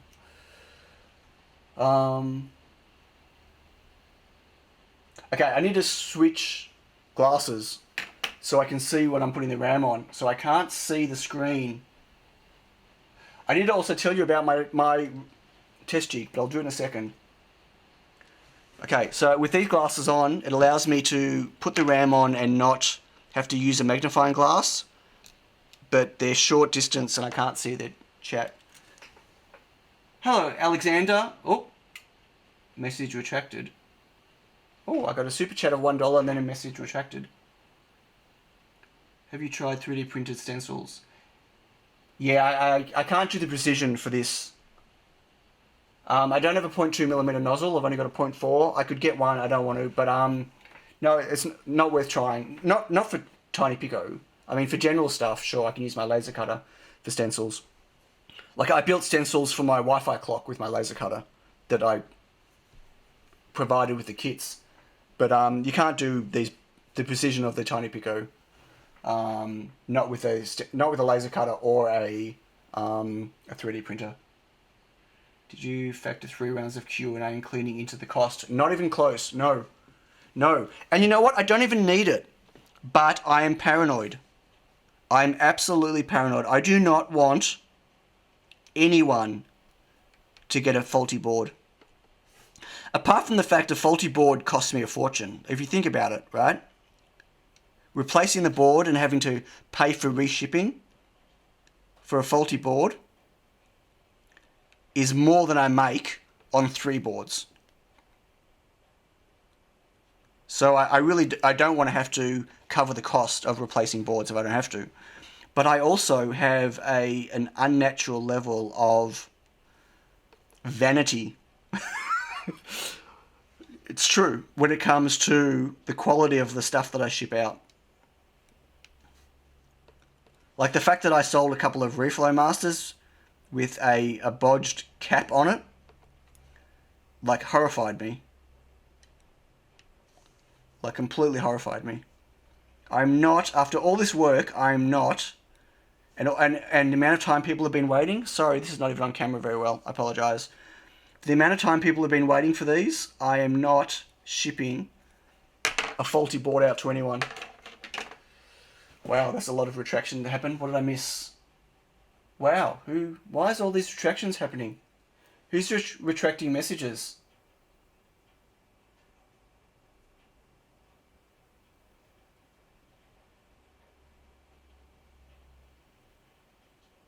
Message not made. Message retracted. Message deleted. Is there something wrong with YouTube? Everyone? Oh. You're doing it. Okay, it's fine. Hey Zomhead. I use Mylar. It's white Mylar. I really don't. I'm distracted. Do I have one in here? It's this. It looks a bit ugly. Just the burn marks, unfortunately. But yeah, I use like a white Mylar. It's like the yellow stuff. Sausage adaptation. Oh, right, you all been... Okay, thanks everyone for doing that. Appreciate it. Okay, so this is going in my 962A.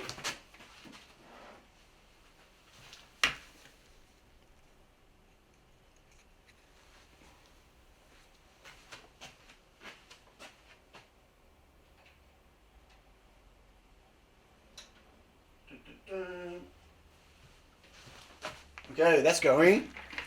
Now we'll do this one. Can a 100 watt or even 80 watt laser cutter work with thin metal of a PC I/O shield? No. No, you need a much... No, not even 100 watt. Not even 120 watt. No. Won't cut through metal at all. No metal. You'll need a plasma cutter to do that. Yeah, the issue is not the heat, it's the reflectivity. The type of laser, the CO2 lasers, they reflect off. So they won't cut metal at all. Hello, Wolfgang. Unexpected spam. Yeah, you guys. Right, my pie. Let me get this RAM on in the oven and then I'll show you what... Well, yeah. I destroyed my test jig. Destroyed it. Okay, does everyone see closer? I don't know, can you even see anything? I'm blind right now to my screen. So yeah, so double-sided boards suck. And this is an extra step, right? If this RAM was on the top, I'd be able to save one, well, firstly the assembly and the second reflow, and one whole set of tests I'd be able to save. But it would also make the board 30% bigger. So, you know, the sacrifices we make.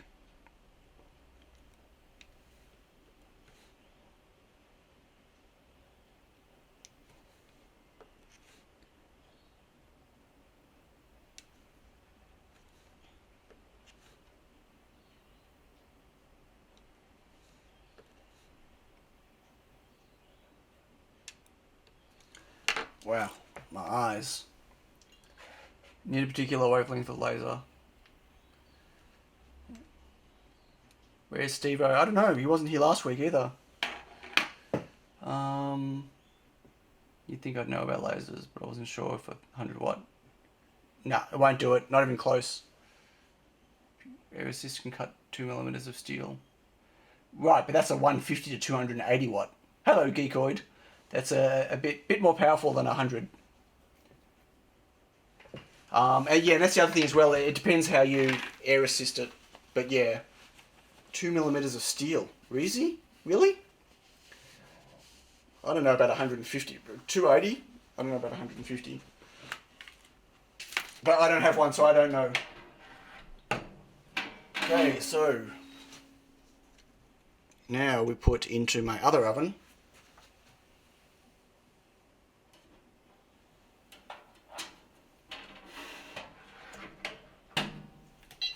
And now that one's reflowing. Need to update the TinyPICO count. Why? What happened? What happened with the TinyPICO count? No, it hasn't gone up again. Well, not since the last time I looked. Wish I had a dungeon. I would live stream 24/7. No, I didn't like Yaz calling it a dungeon because I don't want to feel like I'm trapped in here. So my test jig, I completely destroyed. This is a new one, a new lever. I completely destroyed my other one. I don't even know where it is now. It wouldn't clamp anymore. So this is at like 11 o'clock at night, and I had stuff to test. I was in the middle. I had 4 more boards to test, and I had to test them. And 1093. Cool. Thanks, James.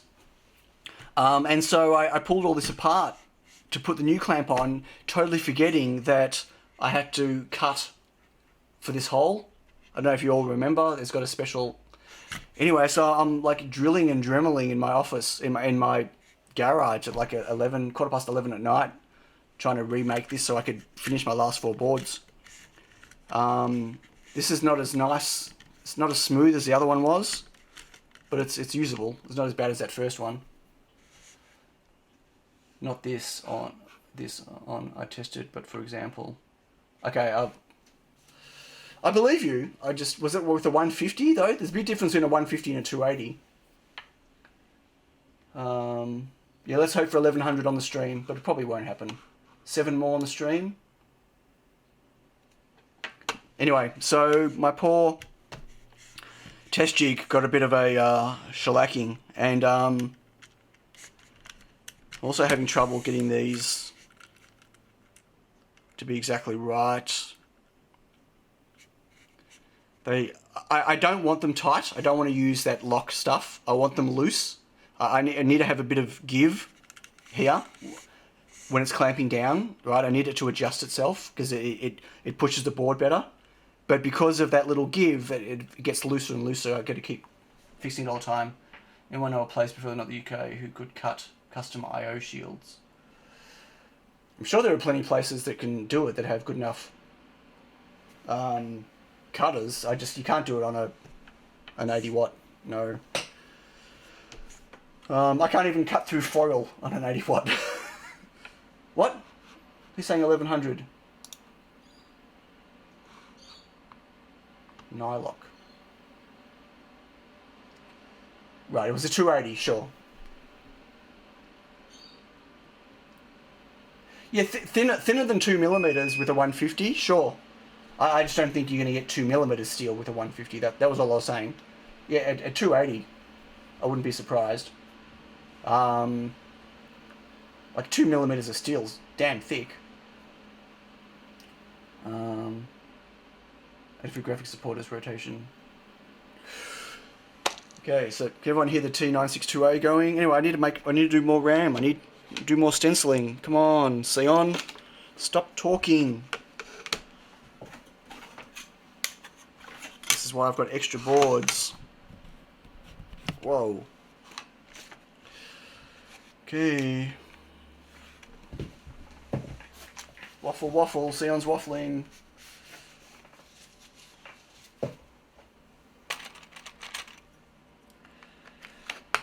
So I clean these 100 at a time because that's how many fit on a tray in my oven. So yeah, for those that don't know, I clean these in an ultrasonic cleaner, 100 at a time, which is crazy. And then I put them on a baking tray and they go into my kitchen oven to dry at about 45 degrees. And then they get packed. Okay, that's my toaster oven open, and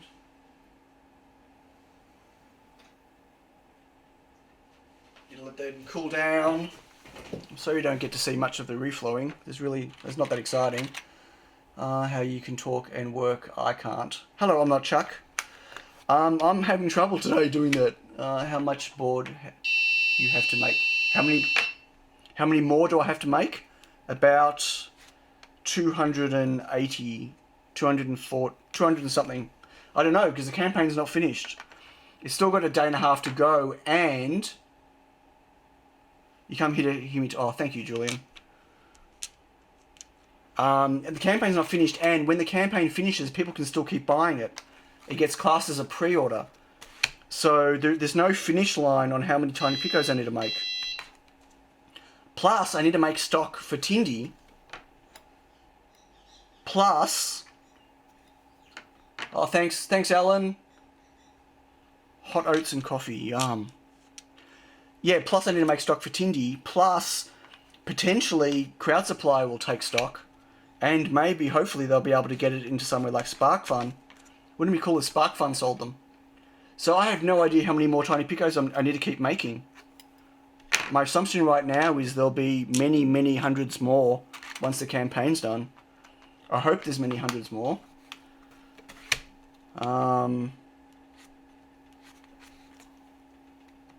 Yeah, I mean, like, to be honest with you, I'm sick of making them. Do I still want to make it all at home? Yeah.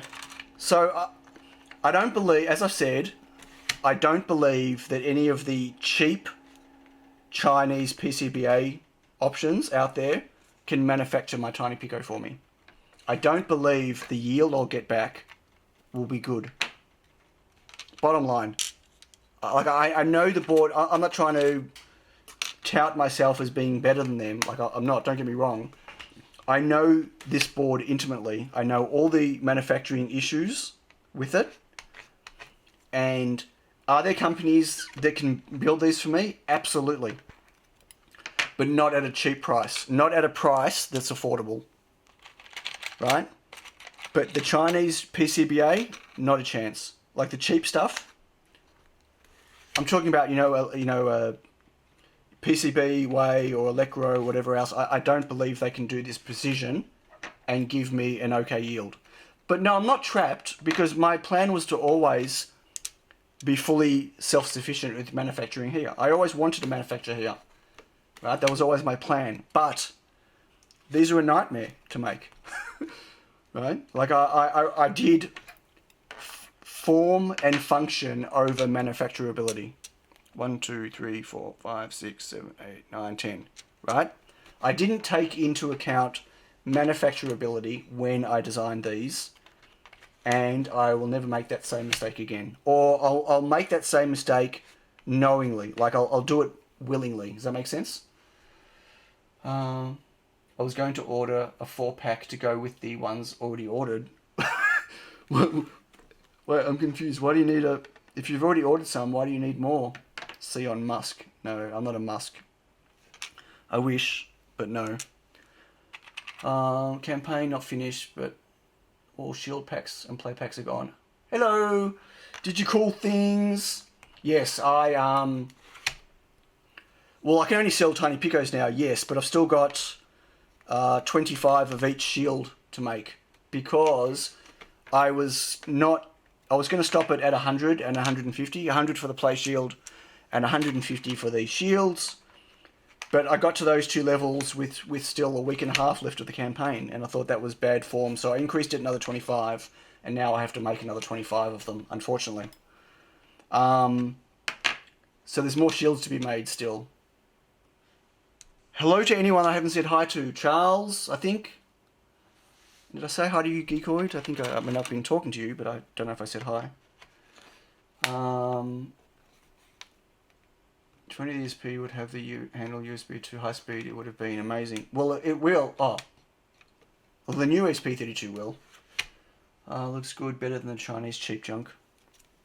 It's, well... I'm not going to say it's better. Like, I don't believe there's anything wrong with the TT Go boards and stuff like that, but they're not comparable. Like, you know, the people who compare them look at, oh, it's an ESP32, they both come, you know, like, using the same parts, so therefore you should be able to make it as cheap as China. Like, they're not comparable. Like, I know, like, there's a guy that's on the MicroPython forum that can't get his TT Go board with PS RAM on it below 100 microamps in deep sleep. Like, I'm down below 20. 2 days. There's no way I want to make any more shields. Like, I need to focus on TinyPICOs. The shields were... Like, I make nothing on the shields. The shields were done to add value and to build an ecosystem. To give the TinyPICOs purpose. Does that make sense? Like, I don't lose money on the shields. I don't make anything on the shields. Like, as in components. Like, forget about time. My point was, like Musk found out, manufacturing a product is so much harder. Oh, right, yes, okay. Well, I've made lots of PCBs. I've made lots of product. I've never really taken into account... Look, the truth was, I never thought I was going to move this many TinyPICOs, right? That's the bottom line. Like, I'm flabbergasted. Like, 1,100 TinyPICOs I had to build. Who ever thought I'd have to build that many TinyPICOs? That's it. Like, my design for manufacturing was thrown out the window when I thought that I'd have a month or 2 months to ship 300 boards. And 50 of each shield. Like, I'm shipping 3.5 times more shields, shield packs than I ever intended. And 2.5 times more play packs, play shields than I ever intended, right? Like, I was going to do 50 of each pack. That was it. It's the quantity that's completely thrown me. I need to get some stuff out. They've probably been sitting too long. I should have pulled them out earlier, but I don't have the next batch ready to go, so it doesn't matter. Go that out of the oven there, and...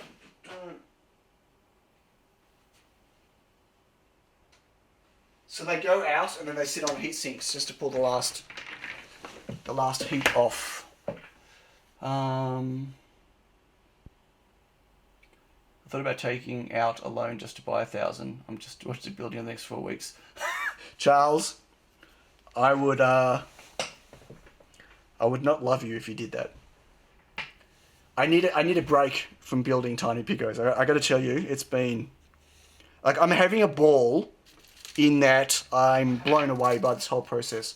I'm in no way complaining. Like, this is just nuts. But I am completely burnt out and exhausted. And 1, 2, 3, 4, 5, 6, 7, 8, 9, 10. Like, it's been just an absolutely fantastic but full-on experience. 1, 2, 3, 4, 5, 6, 7, 8, 9, 10. So yeah, I don't want to have to keep sustaining this for too long. Need to order a minimum of 3,000 for love. Yeah, like, there's no way. Like, I would have to go overseas to manufacturing at that level, obviously. If someone told me tomorrow I'm going to have to build another 1,000 TinyPICOs, I'd probably vomit and then, yeah, probably run away and hide for a while. To be honest, to be fair, because I'm just, yeah. So what have I learnt? Well, I was going to do all that with my AMA, so I might keep that for my AMA after the campaign. Julian, if that's okay. Sorry. But I've learnt a lot. Well, see, what's interesting though is learning a lot, and sorry, I've got my other glasses on, so I can't see the chat right now. We'll probably be out of current stock, but ordered a new batch of 20 today. Ooh. Well done, bro. I thought you weren't going to order yet. So learning and doing things differently aren't necessarily the same though, right? Like, I would have, knowing what I know now about the manufacturability on these boards, I can't see how I could have done anything different to keep the size. And let's face it, I really, like, the size has been one of the key selling points of the board. So I'm not sure there's anything I could have done. Like, I'm trapped with JLC PCB for these boards in terms of the tolerances, right? Like, the only other place I could go to get this type of tolerance would cost me at least 5 times the price for the PCBs and much longer manufacturing time. And when it comes to the component choice, like, I don't have a choice, because like, I can't make the board this small with bigger components. So like my SOT 883s, would I put an APA on there? Again, I don't know. I know it sounds crazy, but I probably wouldn't use an APA 102 or even like a WS6812. I'd probably just go for individually, like a little, just an RGB LED where I can control each LED directly. Yeah. Didn't you have a max of 1,500 boards? A max? I don't have a max at all. What do you mean? Please view that the whole experience makes it worth the cost. Thanks, Andy. Well, like, I don't know what the cost would have been to manufacture in China, because I don't think they would have done... I don't think I would have got what I needed from them, which means I think I would have had still lots of rework or manufacturing issues, and I don't know... Like, there's no way my test jigs would have held up. So, like, I've got a particular problem with my test jig right now, where it keeps telling me that my USB on my boards are failing, but it's not my USB. It's not the USBs on my board. It's actually the USB port on the Raspberry Pi, and you need to pull the cable out. You either need to reboot the Raspberry Pi, or you need to restart the USB subsystem, or you need to pull all the USB cables out, plug them back in again, and then it works, right? So there's a particular, like, there's no way I could have sent test jigs like this to China. I don't believe. Like, I was speaking to Matt about it the other day, and he said absolutely you could. Like stuff like that happens all the time. But I reckon that the results I would have got back from China would have been problematic, I think. Double-sided surface mount is the time taking things right. Well, it's the multiple testing. right? Like it takes, 45 seconds to test each board, and each one's got to, like I've only got, I should have built another test jig. I had separate chip select an SD card. So someone asked me a question about RGB. What was it? What did I miss? Is the LED in parallel with IO pins, pads? No, they've got their own pads. They've got their own pins. I was wrong. The only shield pack and play shield packs are limited in numbers. Right. Well, the limit. Well, it's not the 2 days because, as I said, the campaign doesn't stop. The campaign changes from backing the campaign to pre-ordering the boards, so people can keep buying it.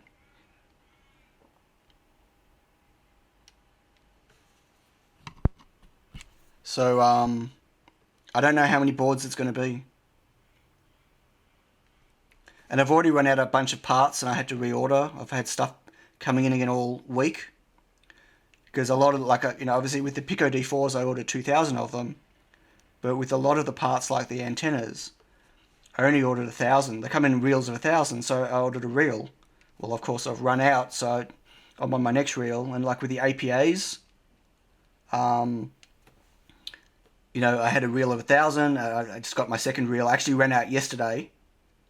On my last panel for the day, I ran out, and DHL delivered my new reel of APAs yesterday, which is pretty fantastic. So, yeah, what would I do? I probably wouldn't put an APA on. I'd probably do just individual RGB.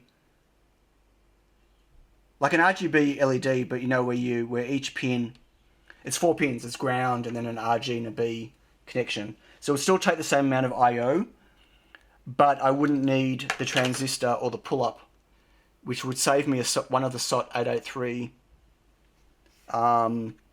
parts and a resistor. And my two biggest rework points are those SOT 883s.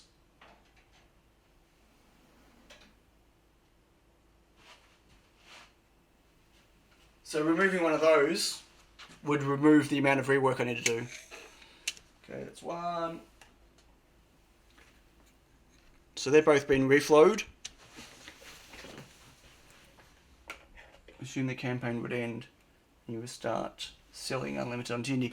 Well, I can't sell on Tindy until I've shipped to the backers. So they need to ship first. I believe they at least need to ship to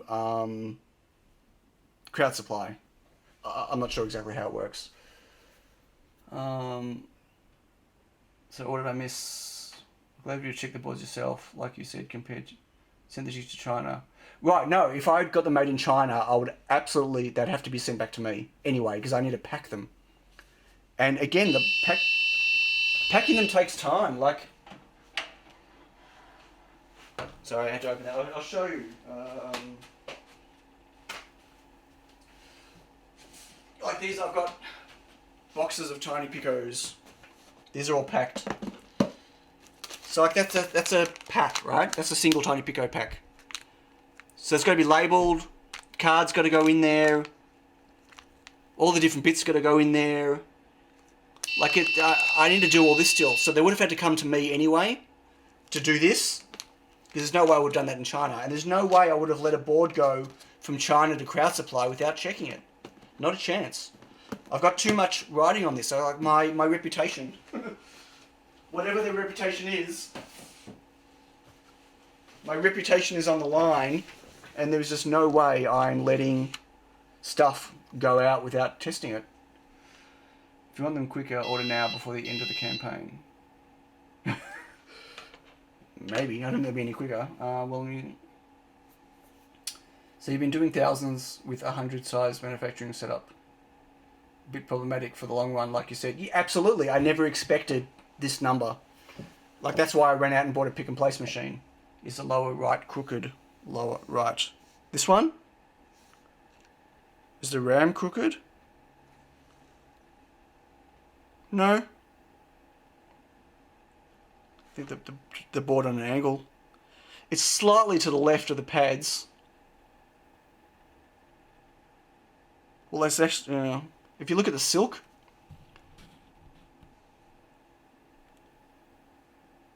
No, it's okay. A lot of that is the flux. Once the flux is clean away. I mean, if you look at where it's sitting compared to the silk, it looks okay. Yeah, it was on an angle like this. So it made it maybe look like it was on an angle. No, they're pretty good. Okay, okay, well these are all good and they're cool. So they then go in a box.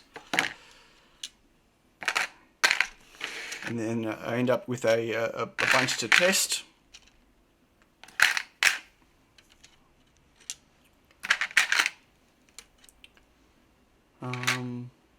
Next evolution, pick and solder. Yeah, look, there's machines that do all that. I mean, but they're not. Again, a lot of those machines, they can't do this precision. They can't do 0402s or smaller. Bye, Geekoid. Thanks for joining. All the way from France. Have a good sleep. You're welcome. Thanks for joining. It's been great having you here. And thanks for asking questions. I can't still have me tarred and feathered. Yeah, don't. The plastic container looks ESD safe. Hey, Johnny. So, out of curiosity, why does the plastic container have to be ESD safe? I'm asking legitimately.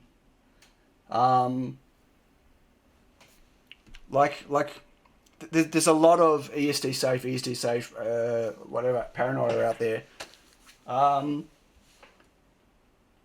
don't know. I don't like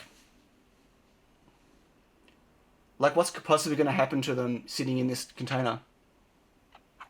What's going to happen to these that's going to make them bad? Apart from the fact they're going to be tested 2 more times before they ship, right? Like, ESD safe wank. It's not a wank. Like, it's a real thing. But like, I don't have. Yeah, like I don't think it's necessarily something. Like in terms of like, when I showed them in a box and someone mentioned on my stream that you can still get static discharge from cardboard. I'm thinking like, okay, if I'm shaking the board around really vigorously for like I'm not trying to be rude. Like I think there's a level of paranoia when it comes to a lot of stuff. Like would I power one of them up, sitting in there, in a container like that? No.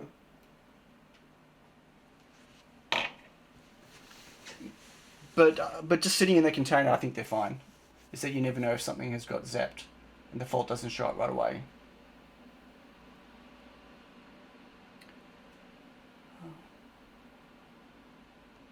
Maybe you die if you look at it funny.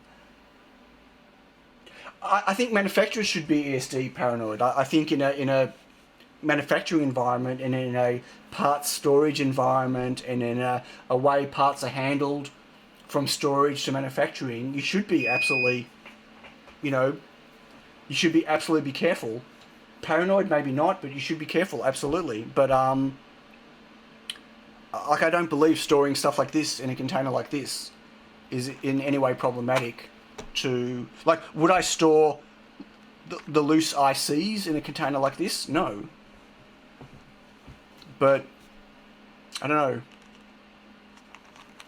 Yeah, I think it's okay. God, that's like a jet engine, loud. Shall we do another set? Let's do another set. Because I've got freaking 300 of them to do. Well, I'm manufacturing for sale, so I might look like a hobbyist, but I wouldn't class this hobbyist level. But, like, I don't really know what I could do. Like, okay, I don't have an ESD mat here on my desk, right? Unless you're going to slide them across the carpet with your containers. Well, it's not like I run around rubbing my feet on the carpet, touching stuff. Like, I don't have an ESD mat here, like, and use a wireless ESD wristband, right? I don't have one of those either, like, because I got to be honest, I don't know what that's going to do for me here. I don't have ESD issues on my desk here. You know, and I've built enough. Built and sold and whatever, like enough stuff that I really, yeah, I don't know. Like I'm not trying to dismiss it. Oh, wireless ESD wristband. Apparently you can get them.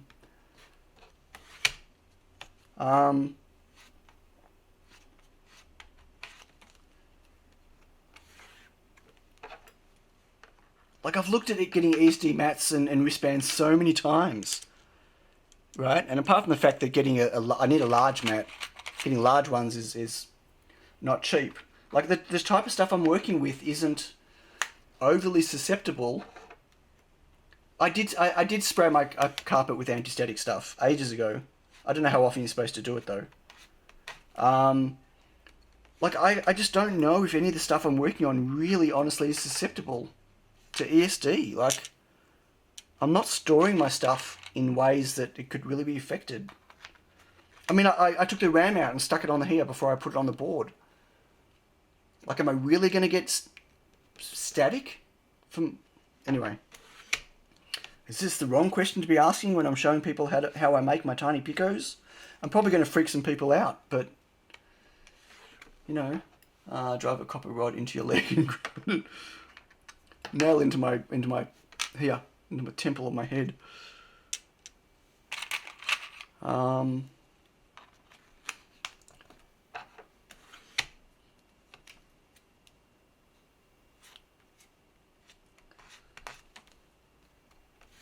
the other side of things, Ben Hick did that repair of the super rare Nintendo PlayStation prototype, which is easily worth over $100,000 to the right collector. Yeah, well, can I tell you, that's a totally different situation. Back in the day, ESD was more of an issue. FETs, analog switches, memory, but still relatively rare. Yeah, like I still believe it's a thing. I mean, like static electricity is a thing, right? I'm just, when it comes to damage by it, I don't know.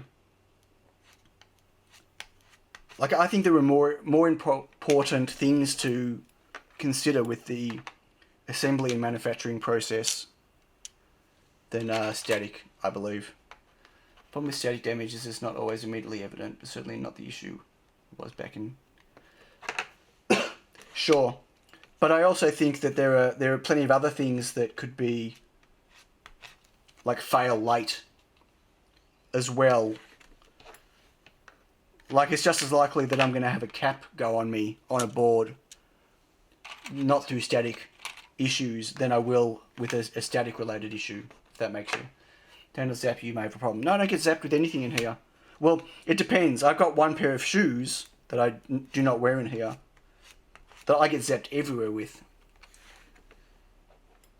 Yeah, static electricity is the thing, but damage to components, who knows? Exactly, Andy. Like, I feel like if I was being totally reckless, that would be a problem. But I don't feel like I'm being totally reckless. Like, I'm not trying to sound dismissive of it. But yeah, I'm more worried about a cap going. Like, I'm more worried about the quality of the multi-layer ceramic caps I've got these days than I am about whether I'm going to have a static issue on a board. I'll be honest with you. You don't know what you're getting with your caps these days. People are passing off all sorts of X7R, X5R stuff as X5Rs and whatever. Don't wear wool. Don't wear my sheep. I should not wear any sheep. Now let's just open this.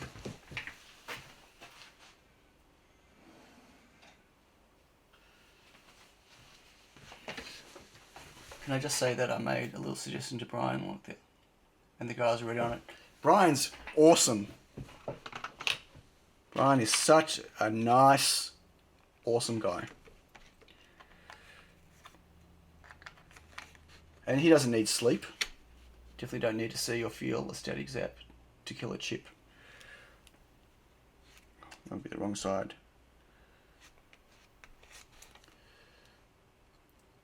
Hi Orly, you should not be on Mum's computer, so please get off. But hello. Heard that as cats, not caps. Oddly enough, it seemed to make sense. Yeah, it's the caps. It's the cats. The cats destroy more boards than static. It's all the urinating. Have you had any yield problems? I did on one batch. I had about 15% of them were bad, and I changed supplier, and now I've got I've got no problems at all. It's you get what you pay for. You got to be careful where they come from. Oh, thanks, Barb. Okay, I just wanted to make sure that they weren't sneaking on your computer when you weren't looking. I've never had a problem due to ESD, and half the house is carpeted. Well, obviously my office is carpeted. Meow meow. Okay. So how many who's keeping count? How many have I done?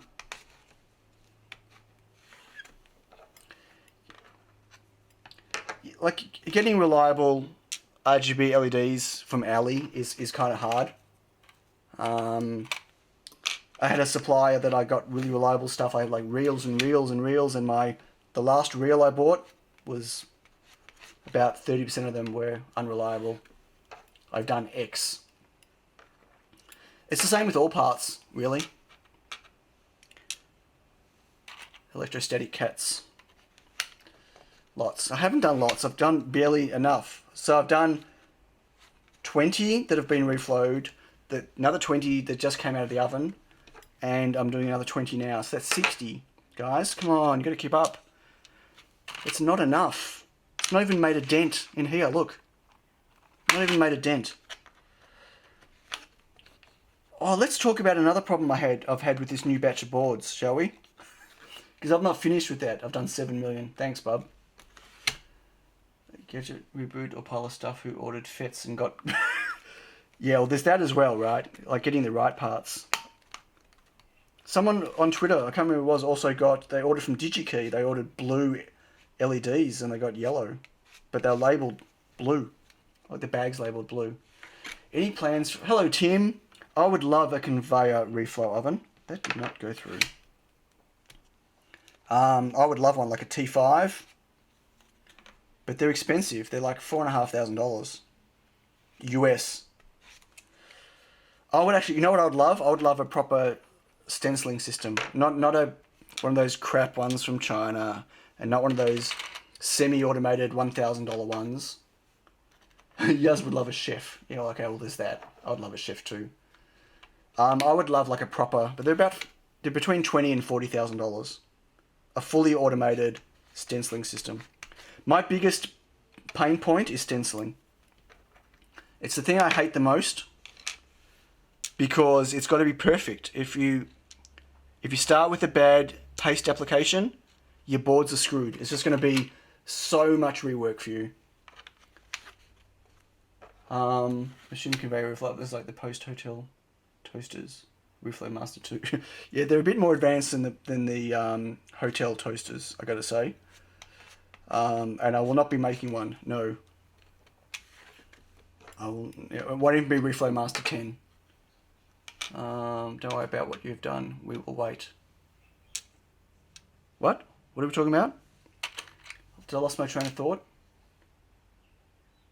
You got LEDs that were polarity were marked backwards. Okay, that's a manufacturing issue, not a shipping issue. You could line up a number of hotel toasters. I don't think it works that way. No. I'm pretty sure that would be really bad for the boards. Hey, Justin.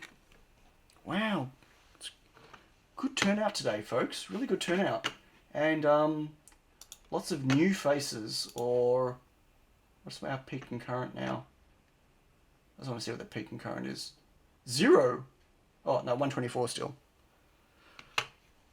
Conveyor belt toasters always need double toast my bagels. Absolutely, they always have to double. I always have to double toast my toast on them, because some person always turns them up or turns them down.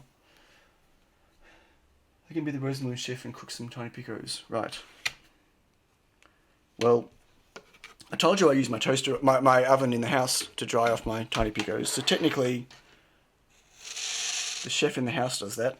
Well, that's me. Bring manufacturing back and making Australia great again. I don't think so. I don't know about how great I'm making Australia. Like, I'm definitely... Like, anyone here that does manufacturing, like of electronics, would look at what I'm doing for this, the level I'm going to for this, and think I'm an absolute nutcase. But that's okay. That's okay. Brian's going to come and cook. Buddy, I offered you guys can have my office. You can live in my office. So you can come and stay here. I told you. 4, 5, 6.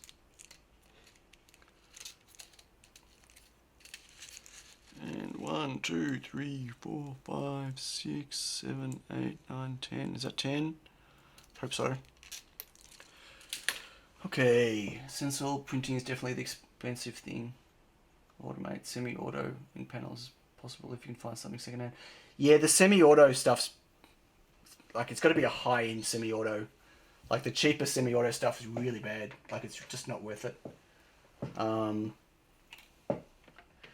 But getting a stencil right is paramount.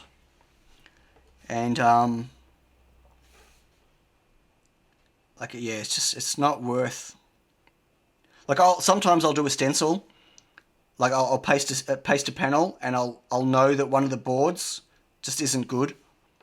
Like, there just wasn't enough paste around a QFN, or there's too much paste around a QFN. But if the rest of the board's okay, I'll take the hit on one of the boards to not have to repaste. Oh, what am I doing? To not have to clean and repaste that whole panel, because I can pretty much fix any board. I can rework any board, not a problem. My reworking skills are pretty damn good, let me tell you. Through necessity, through practice.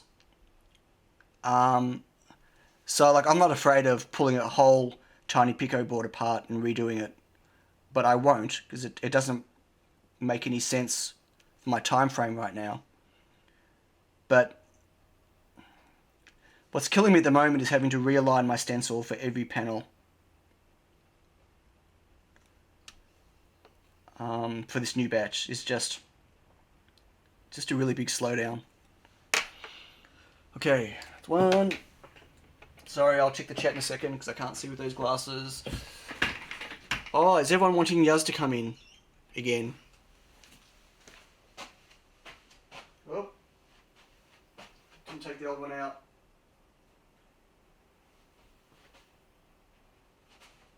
That's okay. Can everyone hear me okay when I'm over here? I hope so.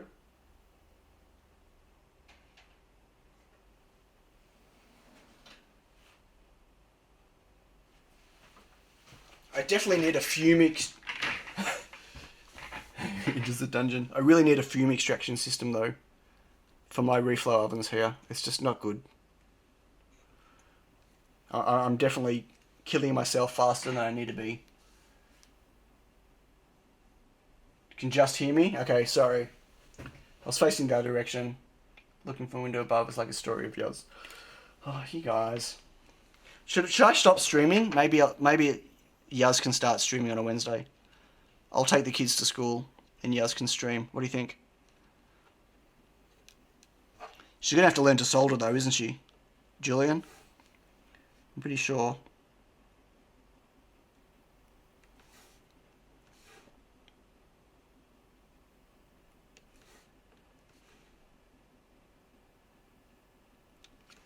Dun, dun, dun, bum, bum.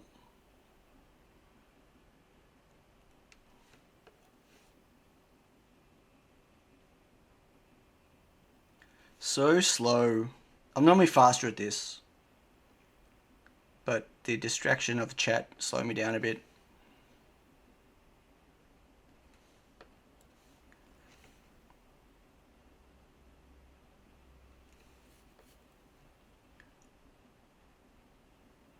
Double-sided boards. Stupid. I mean, I'm going to obviously keep making and supporting the TinyPICO for as long as people buy them. but I'm really keen to make something new that isn't double-sided.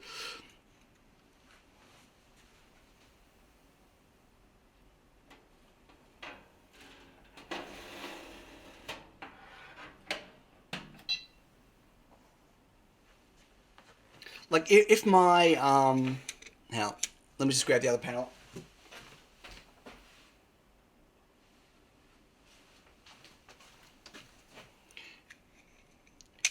If the amount of rework I had to do wasn't so high on a panel, then I would put the RAM on first on a panel and reflow that and then pick and place the top. But I believe that would end up, I'd end up with more boards that I can't use by doing that. I'm pretty sure. So, yeah, they're good. You guys can take over the chat. I think that's a really bad idea, guys. I love my wife to bits, but God, if we think Electron Ash can derail the chat, just imagine what Yaz could do. Massive Pico. What? Massive. Oh, I hear someone at the door. Knock, knock. Come in. Hello. Oh, it's Ollie. Hi. Hey, everyone. Ollie's here. Mom, I'm trying to tell you. You weren't looking at the chat. No, I wasn't looking at the chat. Hi, everyone. This is Ollie. My beautiful daughter. Hello, how are you? Good. Is everyone behaving inside? Yeah. Yeah? And on his iPad. Okay, that's okay. Mom's cool. still naked. Ollie? It's true. Ollie? Wow. No filter. No filter, folks. Mummy's gonna freak. Don't. Okay. Hi, Ollie. A 6502 Pico. I'd love to make one of those. How cool would that be? Or a Z80 Pico. Z80 Pico. Yeah, I don't know what you're talking about. That's okay. Okay, go back inside. Bye. Have a lovely day today. Bye. Bye. And here's one. Ah! Come here. Okay, everyone, here's Flinny. Hello. Hello. Everyone's coming out to visit today. How cool is that? Yeah? I thought you were on your iPad. Yes, I was. You were? And then Mum told me. What? That you can come out and say hi? No, I heard you say, here's Ollie. Ah. That's why I was like, what? What? And then Mum was like, you can go. And I was like, I'm going in. Okay. You wave to everyone. You have a lovely day today, buddy. Okay? Mwah. Okay. Bye-bye. Be nice for Mum. Bye, Bye. everyone. Bye, everyone. Is this the Flynn that Dave Jones keeps talking about? What? Don't know. Don't think so. You're underutilizing your workforce. No, I don't think I am, actually. I think I'm... Yeah. Right, we're in like Flynn. I get you. Right, his comment. Yes, no. Okay. So that's 60. 40 in here. Can't even see that screen. 40 in there and 20 being reflowed. And it's been 2 hours, folks. Wow. Breadboard Pico. I mean, how much bigger would I have to make this really to get the RAM on top? Like, the JST on the bottom is fine because I don't have to put those on. Other people can. But I'd have to make the board quite bigger to get the RAM on top. And you just can't get smaller RAM. I don't understand why you can't get smaller RAM. Like, it's only 4 megabytes. If they can get... Here's the thing.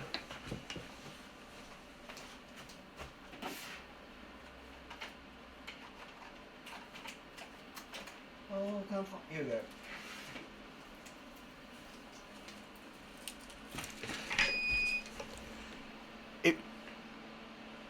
Okay, that's about to go. If they can get... 1 second. Yeah, everything's beeping. If they can get 16 megabytes into this so thin, right? And if you consider that most of that is because of the connections, why can't they get RAM in smaller packages? There's no use on... No, there's not. Well, there is RAM in smaller packages, but it's not compatible with what I need. What is the part number of the RAM again? It is Lion Tech. You gotta look at my... Stop it. What is it? Hang on, let me find out. I'll have to get it. Wait, do I have it on there? No. Is it on there? No. Is it on here? Hang on. Might have it on here. Right, the part number is LY68L6400S Everyone get that?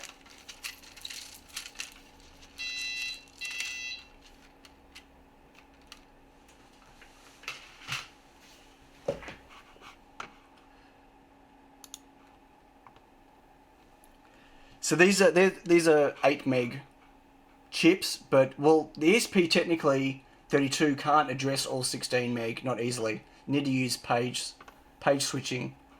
So these are 8 megabyte modules, but only using 4 at the moment. Yeah. So technically you can make it read 8 of this, but you need to use page flipping, which is obviously problematic, and the user has to do that by themselves.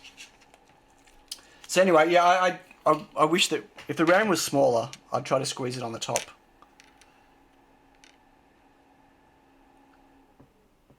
"64 megabits, 8 megabytes. That is correct. Okay, I'm gonna keep building RAM, but after the stream. I've been going for 2 hours. I need to probably get to work soon, I think. Brian's going. Catch you, Brian. Did I miss Brian going? Gotta go to bed. Okay, catch ya. Thanks for joining. Is there a component under the 3D antenna, or there already be disturbed signal? There already is components under the antenna. That's the matching network is under the antenna. If you can see just inside. See that? There are already components in there. If it'll focus. It does not want to focus.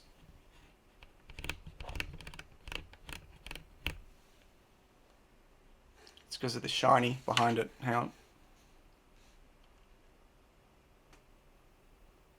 You can kind of see, anyway. But there's not enough room to put anything larger under there. No. So the RF has been tuned with the matching network underneath. So, I mean, you can't just stick it underneath the antenna and hope that it'll work. You still, like, it's got to be tuned for it. They do use some package for that chip, but it's still 5mm square. Almost the size, same size. Right, except you don't have the feet. So 5mm. So it's about it's the size of the CP2104.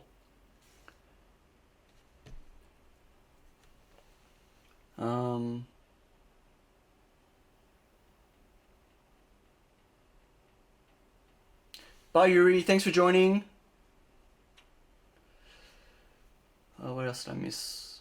Adafruit uses that 16 megabit for their NRF feather. It's a tiny chip. Hi Pierre. Yeah, but what is that? And 16 megabit is tiny though.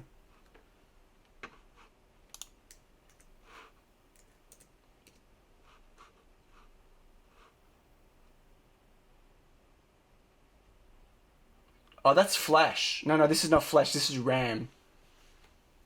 I need RAM, not flash. Yeah, flash you can get small. This is PS RAM. This is runtime stuff.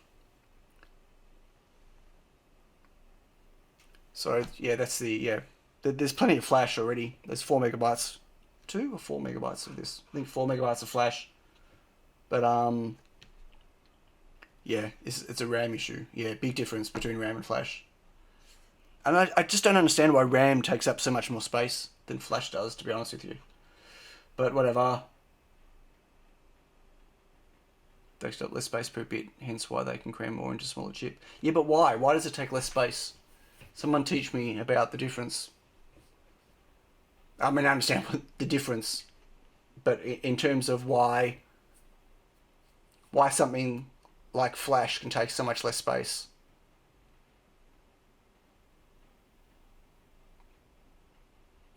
DRAM masquerading as SRAM.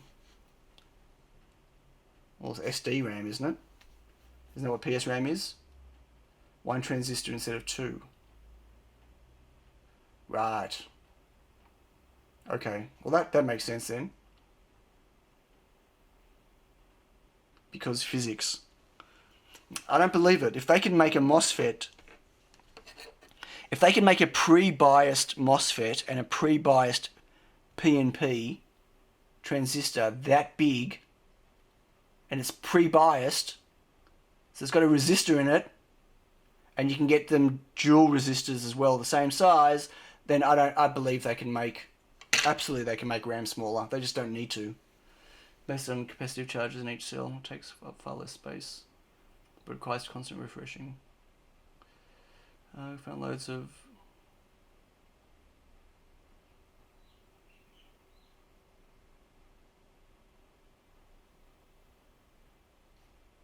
Cool. Well, there we go, folks. That's...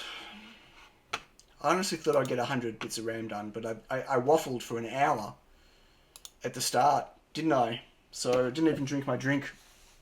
Still waiting for those oats and coffee, Alan. I need to open this.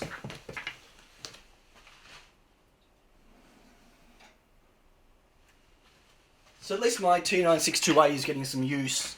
I don't think I'd want to reflow panels in there though. I still don't know if I'd trust it. At this point in time, I'm not prepared to risk a whole panel because I just, I need the boards. I need to make boards. Cooking with Xeon.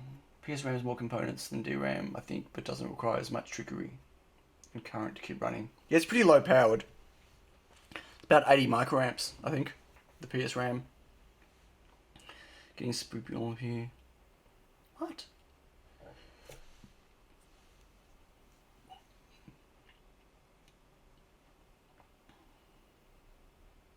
Considering the size of the chips on computer RAMs, I think they do have this technology to make it smaller. Yeah, I believe they do as well. I don't think there's a requirement for them to make it smaller. Not for this type of stuff. I don't really... Like, there'd be no gain for people. Like, from a manufacturing point of view.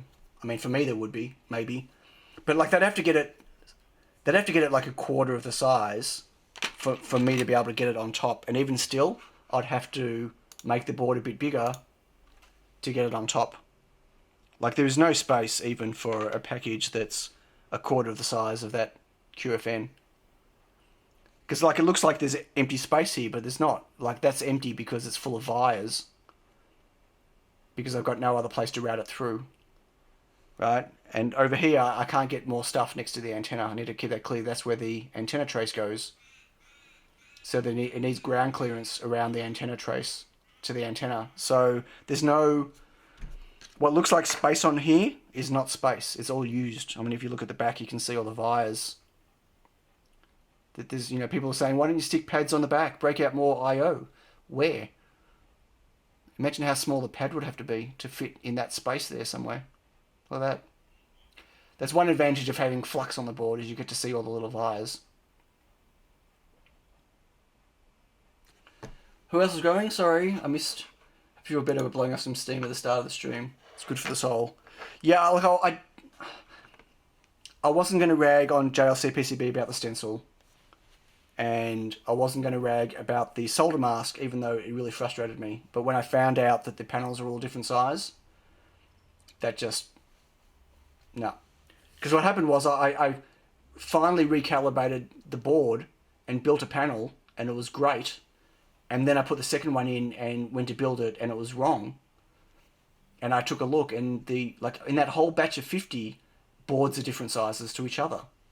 I don't understand how that happens. Anyway, I'm modded with S technical controller. What's that controller? Wait. What's Ian? Ian just said.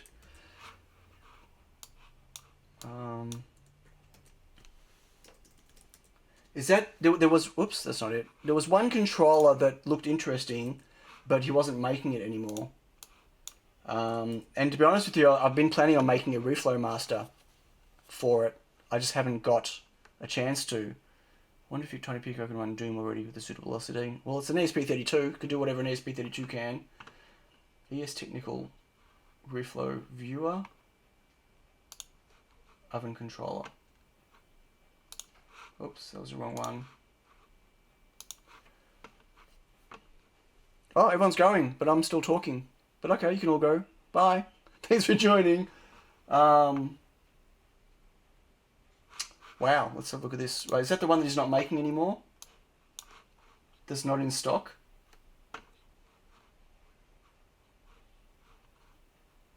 So is it a complete controller swap? Right, it's a complete controller swap. And it comes with a screen. Okay. There's new problems with things. Well, if you're all happy to listen to my problems, then I'm happy to tell you all about them. But I don't want to always be the person that sounds like they're complaining all the time. Because I'm not. I have an unusually high level of technical difficulties with JLC PCB. Stencil from JLCP came today and the frame was bent. What? You got a frame stencil and it was bent? Was it not packaged properly, Tim? No way. Ooh, Dark Phoenix. We used to run Doom on a 50,000 pound RF analyzer at work. That's funny. So say there's a problems is other ordering they should quality. Sure, and again, like my 4-layer board, my 2-layer boards from JLC PCB or my stuff with just regular tolerances are fine. It's just my TinyPICOs because of the level of tolerances that I've got. That's it. That's all it is. Yeah, this controller looks interesting. But yeah, I don't know. Like I think I'd rather finish my reflow master for it. Maybe, I don't know. Put those bubble membrane thingies made, like on that controller. What bubble membrane? What bubble membrane on the controller? These things? That's on the controller. I don't know where that's made. I need one for my new laser show deck with the clear part for the LCD. From DMCL, I think it was welded wrong. The other two stencils that shipped with it are fine. Wow. Oh, hey Matt. Yeah, Doom has already been ported to ESP32. Would make a cool demo on TinyPICO. Maybe that's wrong controller. They sell a T962A also. This is the 9... Oh, I thought I clicked on the 962A. Didn't I? I clicked on the 962A. And it's taking me to 962. Wow, okay. There's a problem with their...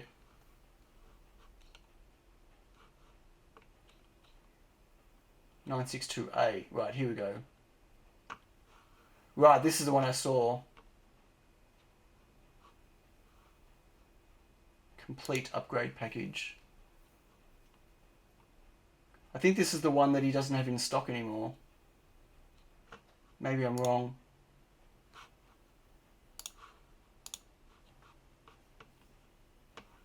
Right, there's the external stuff for programming, I think. It even comes with capped on tape.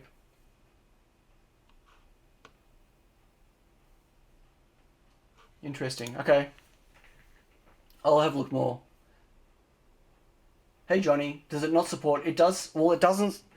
It does support fiducials, but the fiducials on my panels are out of space for the system because it's near the clamp area, the way it holds the panels. So it uses parts on the board instead as fiducials. So fiducials, yeah, it's not a problem. It's still the same process. But the issue is it still needs to be recalibrated manually every time. Yeah, it's... You gotta remember it's a $5,000 pick and place machine, not a $150,000, $250,000 or $1 million pick and place machine. So you get what you pay for. You should use bubble memory on the TinyPico 2. What's bubble memory? And as if there's going to be a TinyPico 2. Well, there might be. What's bubble memory? There's all types of memory out there now. I know that. Don't worry, I've never used JLC. I would maybe think about it now. No, JLC PCB know about my issues. Like, I communicate with them all the time about their level of consistency, and I've told them a dozen times, like, you know, it's not about, you know, it's great that you'll replace my boards that are faulty. My concern isn't that. My concern is the level of inconsistency. Like, you know, that's... Anyway. Oh, bubble memory's old tech from the 70s. Okay. Bubble memory. Sounds familiar, but I don't know.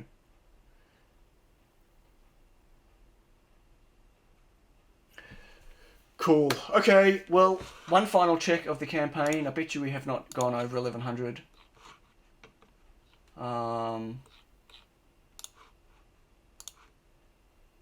No, we haven't. Oh well, we haven't moved. It's still the same. Pretty crazy number though, gotta say. Pretty crazy. I'm sure it'll be 1100 boards by the time the campaign finishes.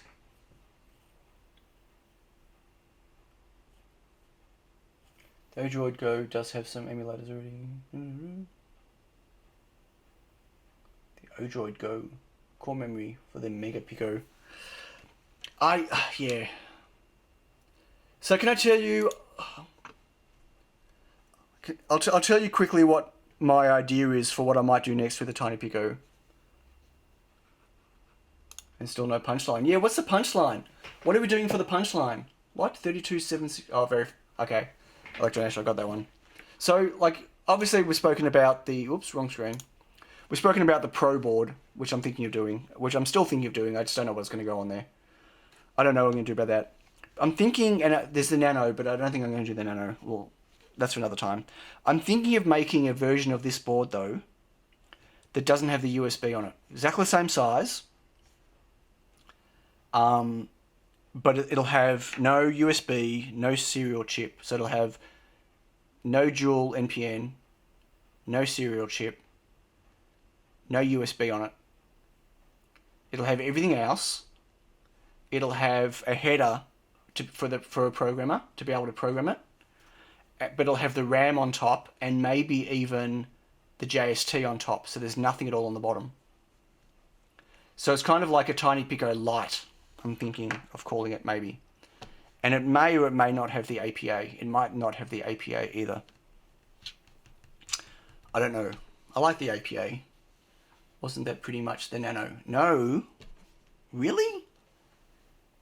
I'm talking about making it the same size. Still with headers. No, the 90... The Nano was a tiny little board. It was kind of the Nano in terms of its capability, but it was... No, the Nano's too small. And the castellated edges, the 1.27 millimeter castellated edges are just a nightmare. But I'm thinking, like, for a lot of boards, like especially if you're using over the air, you don't need to be able to program it with a USB every time. The problem I'm going to have is how would people charge the battery? So, call it the Femto. No, I can't call it the Femto. That's your name, Julian. You already told me not to call it the Femto.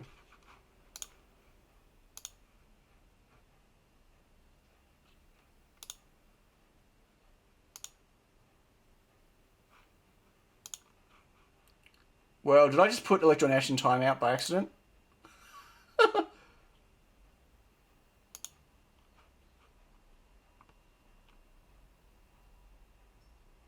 No. Okay. I thought I misclicked.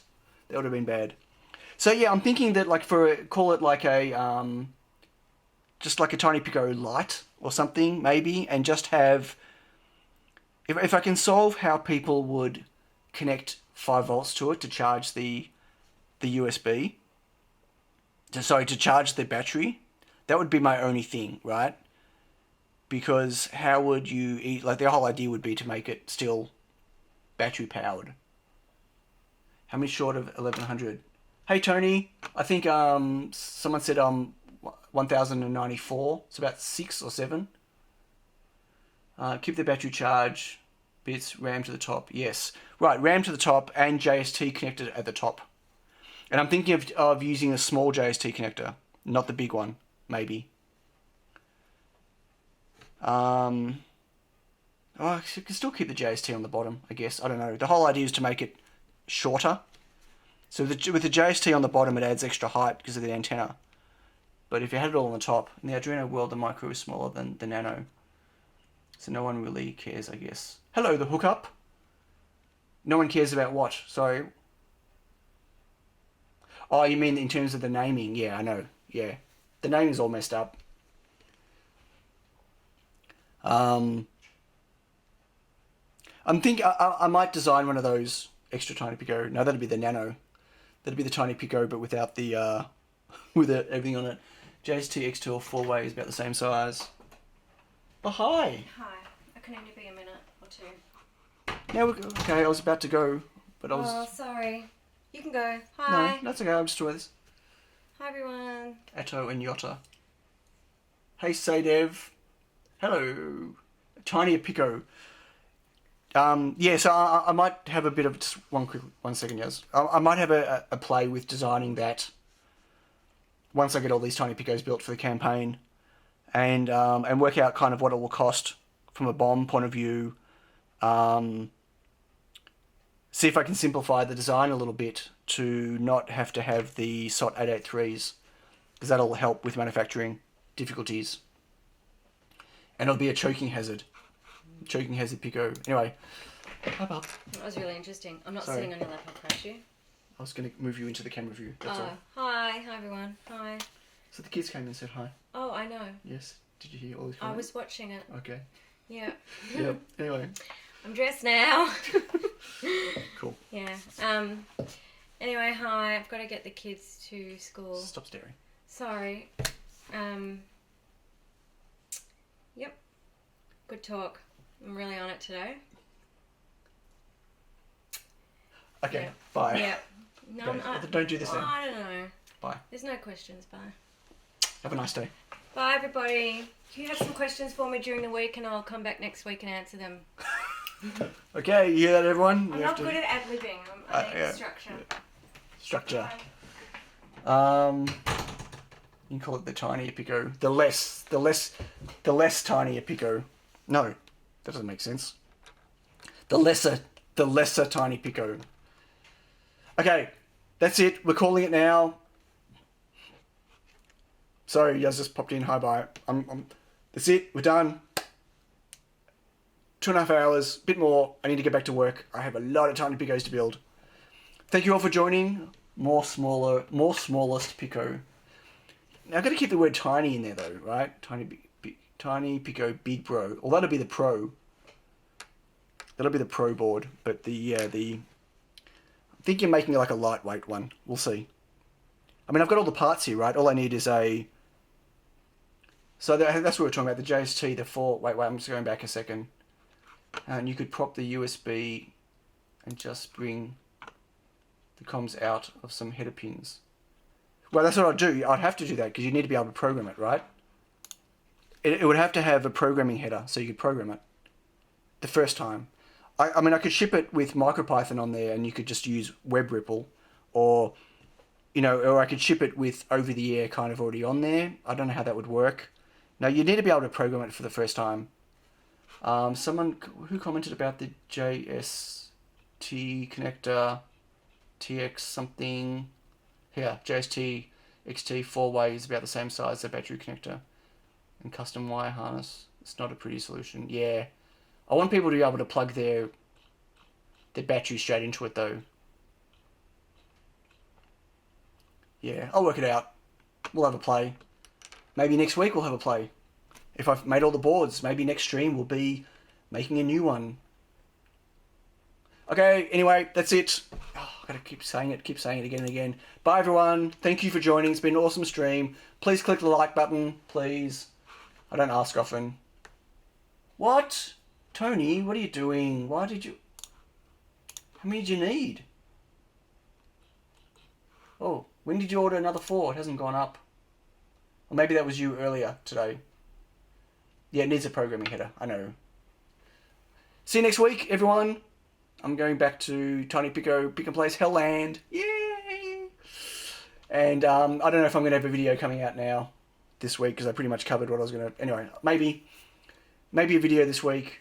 I'm looking forward to getting back to my normal video stuff and making videos and working on projects that aren't Tiny Pico. But not yet. I'm still very deep. Anyway. Hey, Bruce. Lurking. That's okay. Pass your name along to someone for some IoT development. Ooh. Excellent. Anyway. Bye. Enjoy the week. Thanks. Okay. I don't know where the page is to stop the stream. I've lost it again. Always. There it is. I found it. Okay. Cheers. Oh, sure, I'm normally asleep by now. Not a reference to the project. Oh, right. Okay. Cool. Bye.